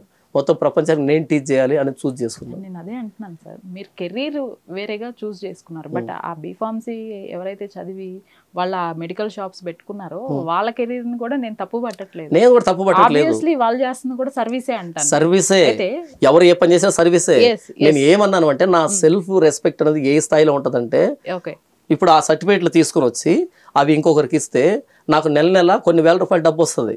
ఎందుకంటే నా సర్టిఫికేట్ మీద వాళ్ళు షాప్ పెట్టుకుంటే చాలా మంది అడిగారు నన్ను, చాలా మంది డాక్టర్లు వచ్చి అడిగారు, ఆ సర్టిఫికేట్లు ఇస్తే నేను మెడికల్ షాప్ పెట్టుకొని నీకు నెల ఇంత ఇస్తాను అమౌంట్ అని అడిగారు. 4-5 అడిగారు నన్ను, డాక్టర్లు వచ్చి అడిగారు. అంటే నేను దాని మీద బ్రతకట్లేదు కదా, ఫేక్ అవుతుంది. అది ఇంకొకరికి ఇచ్చి అలా తీసుకొని ఫేక్ అవుతుంది, నేను ఉండట్లేదు అక్కడ. ఇప్పుడు నా సర్టిఫికేట్లు పెట్టుకొని వాళ్ళు ఏదైనా అమ్మొచ్చు కదా. సో ఏంటంటే ఎంత సెల్ఫ్ రెస్పెక్ట్ ఉంటుందంటే, నాకు వచ్చే ఆదాయం కూడా పోగొట్టుకుంటాను. నేను ఏం చేస్తానో దానికే నేను తింటాను తప్ప నేను ఏదైతే చేయలేదు దానికి నేను తీసుకోను. అంటే సర్టిఫికేట్లు కూడా పేపర్ లాగా చూసేంత సెల్ఫ్ రెస్పెక్ట్. ఇక రిజర్వేషన్ దగ్గరకు చేసుకొని నమ్ముకున్న రిజర్వేషన్ తీసేస్తా అంటే ఆ స్టేట్మెంట్ కంప్లీట్ కాకుండా తీసుకోపో అంట అంతే. ఆ స్టేట్మెంట్ కూడా పూర్తిగా ఇవ్వను. నేను ఏసుప్రభు నమ్ముకుంటే పని చేస్తా పో అంట. ఎందుకంటే నా ఏసుప్రభు కోసం కోల్పోవడానికి సిద్ధంగా ఉన్నాను. ఇప్పుడు అన్ని వేరే మతాలందరికీ ఉన్న సమస్య ఏంటి అంటే, ఒక క్రిస్టియానిటీకి దగ్గరకు వచ్చేసరికి వేరే మతాలని గౌరవించరు. వేరే మతాలకి సంబంధించి మత ప్రచారం అని పేరు చెప్తూ బైబిల్లో ఉంది అని చెప్తూ మా మతాలని మా విశ్వాసాలని అగౌరవపరుస్తున్నారు అనేది ప్రధాన సమస్య. ఇప్పుడు ఒక హిందూ ఇంటికి, ఒక హిందూ గుడికి వెళ్ళరు, ఒక ప్రసాదం తినరు, లేకపోతే వాళ్ళ కట్టుబాట్లు అంటే విగ్రహారాధనకు సంబంధించి అంటున్నా, బొట్టు, గాజులు, చీర ఇవన్నీ విగ్రహార అలంకరణలోనే ఉంటాయి. అలా చేసే పూజిస్తారు హిందూ దేవతలను కానివ్వండి, ఎవరినైనా కానివ్వండి. అవన్నీ వ్యతిరేకం అని అనుకున్నప్పుడు ఒక హిందూ ఇంటికి వెళ్ళి ఎలా ప్రచారం చేస్తారు? అసలు వెళ్ళకూడదు కదా. అప్పుడు ప్రచారానికి వాళ్ళతో కలిసి ఆమోదం తెలిపేయడానికి సంబంధం తేడా లేదు. ఖచ్చితంగా కదా. ఇప్పుడు ఈ విశ్వాసాలన్నిటినీ మీరు ఆమోదించట్లేదు, అగైనిస్ట్ గా ఉన్నారు. అవును, అగైనిస్ట్ గా ఉన్నప్పుడు ఒక గుడికి రారు, ఇవన్నీ ఏవి చేయనప్పుడు దీన్ని మీ ప్రచారాన్ని హిందువులకి ఎందుకు ఆపాదించడం అంటున్నాను నేను. చెప్పాల్సింది వాళ్ళకి కదా. డాక్టర్ ఎవరికి కావాలి? డాక్టర్ చదివిన డాక్టర్ మందు తాగడు, సిగరెట్ తాగడు, ఏ తప్పు చేయడు, నీట్గా హెల్తీగా ఉంటాడు డాక్టరు. కానీ ఎవరి మధ్య పని చేయాలి ఆ వ్యక్తి ప్రతిరోజు? రోగులు అనమాకండి హిందువుల్ని. ఇప్పుడు మళ్ళీ మీరు వినండి, నేను హిందువుల్ని రోగులు మీరు అడిగిన దానికి నేను సమాధానం చెప్తున్నాను. మీరు ఏమన్నారు? మీరు హిందూ దేవులని వాళ్ళని నమ్మనప్పుడు వాళ్ళ ఇంటికి ఎందుకు వెళ్తే అంటే ఎందుకు అంటే, ఇప్పుడు ఒక డాక్టరు ఏదైనా ఒక అలవాటు లేదు ఆ వ్యక్తికి, కానీ ఆ వ్యక్తి ప్రతిరోజు ఎక్కడ పని చేయాలి? ఆ అలవాట్లు పెట్టుకొని ఆరోగ్యం పోగొట్టుకున్న వాళ్ళ మధ్య పని చేయాలి. వైద్యుడు అనారోగ్యం కలిగిన వారికి కావాలి అని బైబిల్ చెప్పింది, యేసుప్రభు చెప్పాడు. ఇప్పుడు నేను యేసుప్రభుని అంగీకరించాను, సత్యాన్ని తెలుసుకున్నాను. ఎవరి మధ్య ఉండాలి? నేను అసత్యంలో ఉన్న వాళ్ళ దగ్గరికి వెళ్ళాలి. నేను ఇది సత్యం అని చెప్పాలి. సో వాళ్ళ దగ్గరికి వెళ్ళి ప్రచారం చేస్తారు, అంతే కదా. అది నేను చెప్తున్నాను. మేము వెళ్లాల్సి ఉందే. ఇప్పుడు నేను క్రైస్తవుడిని, ఇంకోటి క్రైస్తవుడు ఉన్నాడు, వాడి దగ్గరికి ఎందుకు వెళ్తాను? వాడి సత్యం తెలుసు. ఎక్కడికి వెళ్ళాలి? ఇప్పుడు కరెంట్ ఎక్కడికి వెళ్ళాలి? కరెంటు లేనటువంటి ఊర్లు కరెంట్ వెళ్ళాలి. రోడ్లు ఎక్కడ వేయాలి? రోడ్లు లేనటువంటి ఊర్లో రోడ్లు వేయాలి. వర్షం ఎక్కడ లేదో అక్కడికి వెళ్ళి ప్రచారం వర్షం ఎక్కడ పడాలి? ఎండిన బంజరు భూమి మీద పడాలి. అలాగే యేసుప్రభుని ఎక్కడ ప్రకటించాలి? ఎవరికి యేసుప్రభు తెలియదో వాళ్ళకి ప్రకటించాలి. ఇంక హిందువులు ఇళ్ళు కాకపోతే, ముస్లిం ఇళ్ళు కాకపోతే, క్రైస్తవేతరులు కాకపోతే ఇంకెక్కడ పోతాము? ఇట్లా జాన్ పాల్ గారు ఎంత మందిని కన్వర్ట్ చేసి ఉంటారు నాకు తెలియదు. ఓకే నేను ఇంత ఒక లెక్క నాకు తెలియదు, నిజంగా నాకు తెలియదు, కనీసం కొంతమంది నాకు తెలియదు. నేను ప్రకటించడం మాత్రమే నా పని. ఓకే వాళ్ళు మారుతున్నారా మారలేదా నాకు తెలియదు. కొన్ని లక్షల మంది చెప్పుంటాను. నేను 2011 నుంచి ప్రభు యేసుక్రీస్తు వారి గురించి తెలిసిన వాళ్ళకి తెలియని వాళ్ళకి కనిపించి ప్రతి ఒక్కరికి చెప్పుకుంటూ వస్తున్నా. వాళ్ళు విన్నారు, వినలేదు, విన్నారు, తిట్టారు, నవ్వారు అని ఏం చేశారు. అయితే ఎవరు ఎప్పుడు ఎలా నమ్మారో లేదో నాకు తెలియదు. ఈ మొత్తం ప్రయాణంలో నా ఉద్యోగం ఏంటంటే, నా పని ఏంటంటే, ఉద్యోగం అంటే మరలా అపార్థం చేస్తున్నది ఉద్యోగం అని కాదు, నా పని ఏంటంటే నాకు తెలిసిన యేసు ప్రభులో ఉన్నటువంటి సత్యాన్ని తెలియని వ్యక్తులు చెప్పడం. వాళ్ళు నమ్ముతారా నమ్మరా, మార్మల్స్ పొందుతారు లేదా నాకు తెలియదు, అది తర్వాత నేను చూడనది అంతే. నేను జస్ట్ ప్రకటించడం మాత్రమే అంతే. కాబట్టి ఎంతమంది నమ్మారు అన్నది నాకు తెలియదు నిజంగానే. కనీసం ఒక ఉజ్జాయింపుగా అడుగుతున్నాను, నాకు తెలియదు. అయితే కొన్ని వేల మంది అయితే నా మాట మీద ఆధారపడి నన్ను గౌరవిస్తూ బ్రతుకుతున్నారు. కొన్ని వేల మంది అయితే ఉన్నారు. ఆల్రైట్ జాన్పాల్ గారు, ఇప్పటికే చాలా టైం తీసుకున్నాను. ఓకే, మరొక సెక్షన్ లో మళ్ళీ కలుస్తాను మిమ్మల్ని. అప్పుడు ఇంకొంచెం డిబేట్ వైజ్ గానో లేకపోతే వేరే క్వశ్చన్స్ తోనో ఇంకో సెషన్ తప్పకుండా చేద్దాం. ఇప్పుడు ఈ జరిగిన సెషన్ లో question and answer with explanation తో కరెక్ట్ గా వెళ్ళింది, సబ్జెక్ట్ వెళ్ళింది అని అనుకుంటున్నాను. నెక్స్ట్ కూడా ఇలానే చేద్దాం, ఖచ్చితంగా చేద్దాం. ఆల్రెడీ అయితే ఒక చిన్న మనవి చేసి నేను అదేంటంటే, ఇదే ప్లేస్ లో రాధామనోహర్ దాస్ అనే వ్యక్తిని మీరు కూర్చోబెట్టి మీరు అడిగారు ఇదే ప్రశ్న, జాన్పాల్ గారు ఇలా అన్నారు, దానికి మీరేం చెప్తారంటే, ఆ వ్యక్తి చాలా వ్యంగ్యంగా, వెటకారంగా, చాలా అవమానకరంగా రకరకాల ప్రాసలు యాసలు చెబుతూ మాట్లాడారు, ఇక్కడి నుంచే మాట్లాడారు. నా రిక్వెస్ట్ ఏంటంటే, ఈ ప్లేస్లో ఆయన కూర్చుంటాడు, ఆ ప్లేస్లో మీరు కూర్చోండి, నాకు ఇంకో చైర్ అక్కడ వేయండి. Okay, right. డిబేట్ కావాలంటున్నారు. డిబేట్ అంటారు, డిస్కషన్ అంటారు, మీరు మధ్యలో ఉంటారు కదా, అంటే ఇద్దరు వాదులాడుకోకుండా మధ్యలో మీరు ఒక ప్రశ్న సమాధానం ఈ రూపంలో, ఇక్కడ రాధామనోహర్ దాస్ని అక్కడ మీరు కూర్చోండి, అక్కడ నాకు చైర్ వేయండి. ఈ వ్యక్తి మాట్లాడినటువంటి మాటకి ఈ మధ్య ఏదో ఒక 26 ప్రశ్నలు క్రైస్తవులకి అంటూ మతం మారిన వాళ్ళకి 26 ప్రశ్నలు అనేటట్టుగా ఒక పేపర్ పట్టుకొని తిరుగుతున్నారు కదా. ఓకే, ఆ 26 కాదు, 260 ప్రశ్నలు రాసుకొని రమ్మని చెప్పండి, నేను అక్కడ కూర్చుంటాను. మీ సమక్షంలో ఆ వ్యక్తితో నాకు ఒక డిస్కషన్ కానీ డిబేట్ కానీ కావాలి. ఇది నేను సిగ్నేచర్ స్టూడియో దగ్గర నుంచి అడుగుతున్నాను. ఆ వ్యక్తి నాకు కావాలి, నేను ఎదురుగా మాట్లాడాలి. ఎందుకంటే ఎవరెవరి దగ్గరికి వెళ్తున్నాడు, జబ్బులు తరుగుతున్నాడు, తొడలు తరుగుతున్నాడు, అది ఇది అంటున్నాడు తప్ప నిజంగా ఎదురు కూర్చుంటే ఎంత మాత్రం ఉందో నాకెంత మాత్రం తెలియదో కూడా తెలుసుకుందామని ఒక ఆలోచన అంతే. ఎందుకంటే ఎప్పుడు ఏకపక్షంగా వెళ్ళకూడదు, దానికి ప్రతివాది వచ్చినప్పుడే అసలు విషయం బయటకు వస్తుంది. కాబట్టి నేను కూర్చుంటాను, మీకు అది అనుకూలమైతే రాధా మనోహర్ దాస్ని నేను ఖచ్చితంగా ఇది తీసుకెళ్తాను ఆయన దగ్గరికి. అలానే ఇప్పుడు ఎవరైనా సరే ఈ సబ్జెక్ట్ పైన మీతో డిబేట్ చేయడానికి రెడీగా ఉంటే వాళ్ళతో కూర్చొని చేయడానికి కూడా మీరు రెడీగా ఉన్నారా? ఎవరైనా అంటే ఎవరు వస్తే వాళ్ళతో మనం మాట్లాడడం, ఎవరు వస్తే వాళ్ళు కాదు, నేను ఎవరిని పడితే వాళ్ళని తీసుకు వాళ్ళ సబ్జెక్ట్ పేరు చెప్పండి వాళ్ళకు. ఇప్పుడు సపోజ్ ఎవరైనా మాజీ పాస్టర్స్ అనుకోండి సార్, ఓకే, ఇప్పుడు వాళ్ళకి బైబిల్ గురించి మొత్తం తెలిసి ఉంటది, ఓకే, వాళ్ళు ఆన్ పాయింట్ మాట్లాడగలరు. ఎందుకంటే నేను చదవలేదు, నాకు కొన్ని పాయింట్స్ తెలియదు అనుకోండి. ఇప్పుడు నేను మాజీ పాస్టర్నో లేకపోతే ఎవరినో తీసుకొచ్చి మీ ఎదురుగా కూర్చోబెట్టాను. కూర్చోబెట్టినప్పుడు నాకు ఈ బైబిల్లో ఇట్లాంటివి నచ్చలేదు కాబట్టి నేను ఇలా బయటకు వచ్చాను అని అతను మీతో డిస్కస్ చేయడానికి అర్హుడే కదా. ఓకే అమ్మా, ఓకే. అయితే ఒక చిన్న కండిషన్ ఏంటంటే, నేను డిబేట్ చేయాలంటే నా ప్రత్యర్థి ఎప్పుడు కూడా పెద్దోడై ఉండాలని కోరుకుంటాను. నేను పెద్దోడైతే నేను మాట్లాడేది అర్థం చేసుకోగలుగుతాడు. చిన్నోడైంది అనుకో, వాడికి ఏబీసీ లెక్క నేర్పించాలి నేను.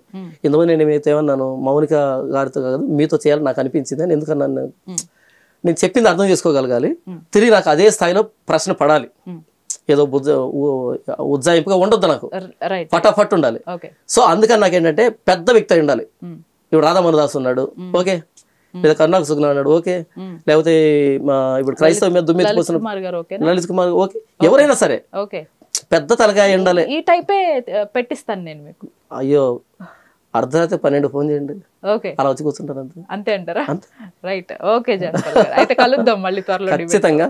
అయితే ఫస్ట్ రాధా మనోహర్ దాస్ అనేటువంటి ఆయనతో నేను డిబేట్ అడుగుతున్నాను, మీరు ఏర్పాటు చేస్తే తప్పకుండా నేను మాట్లాడతాను. రైట్, ఓకే జాన్పాల్ గారు, థ్యాంక్ యూ అమ్మా, థ్యాంక్ యూ వెరీ మచ్.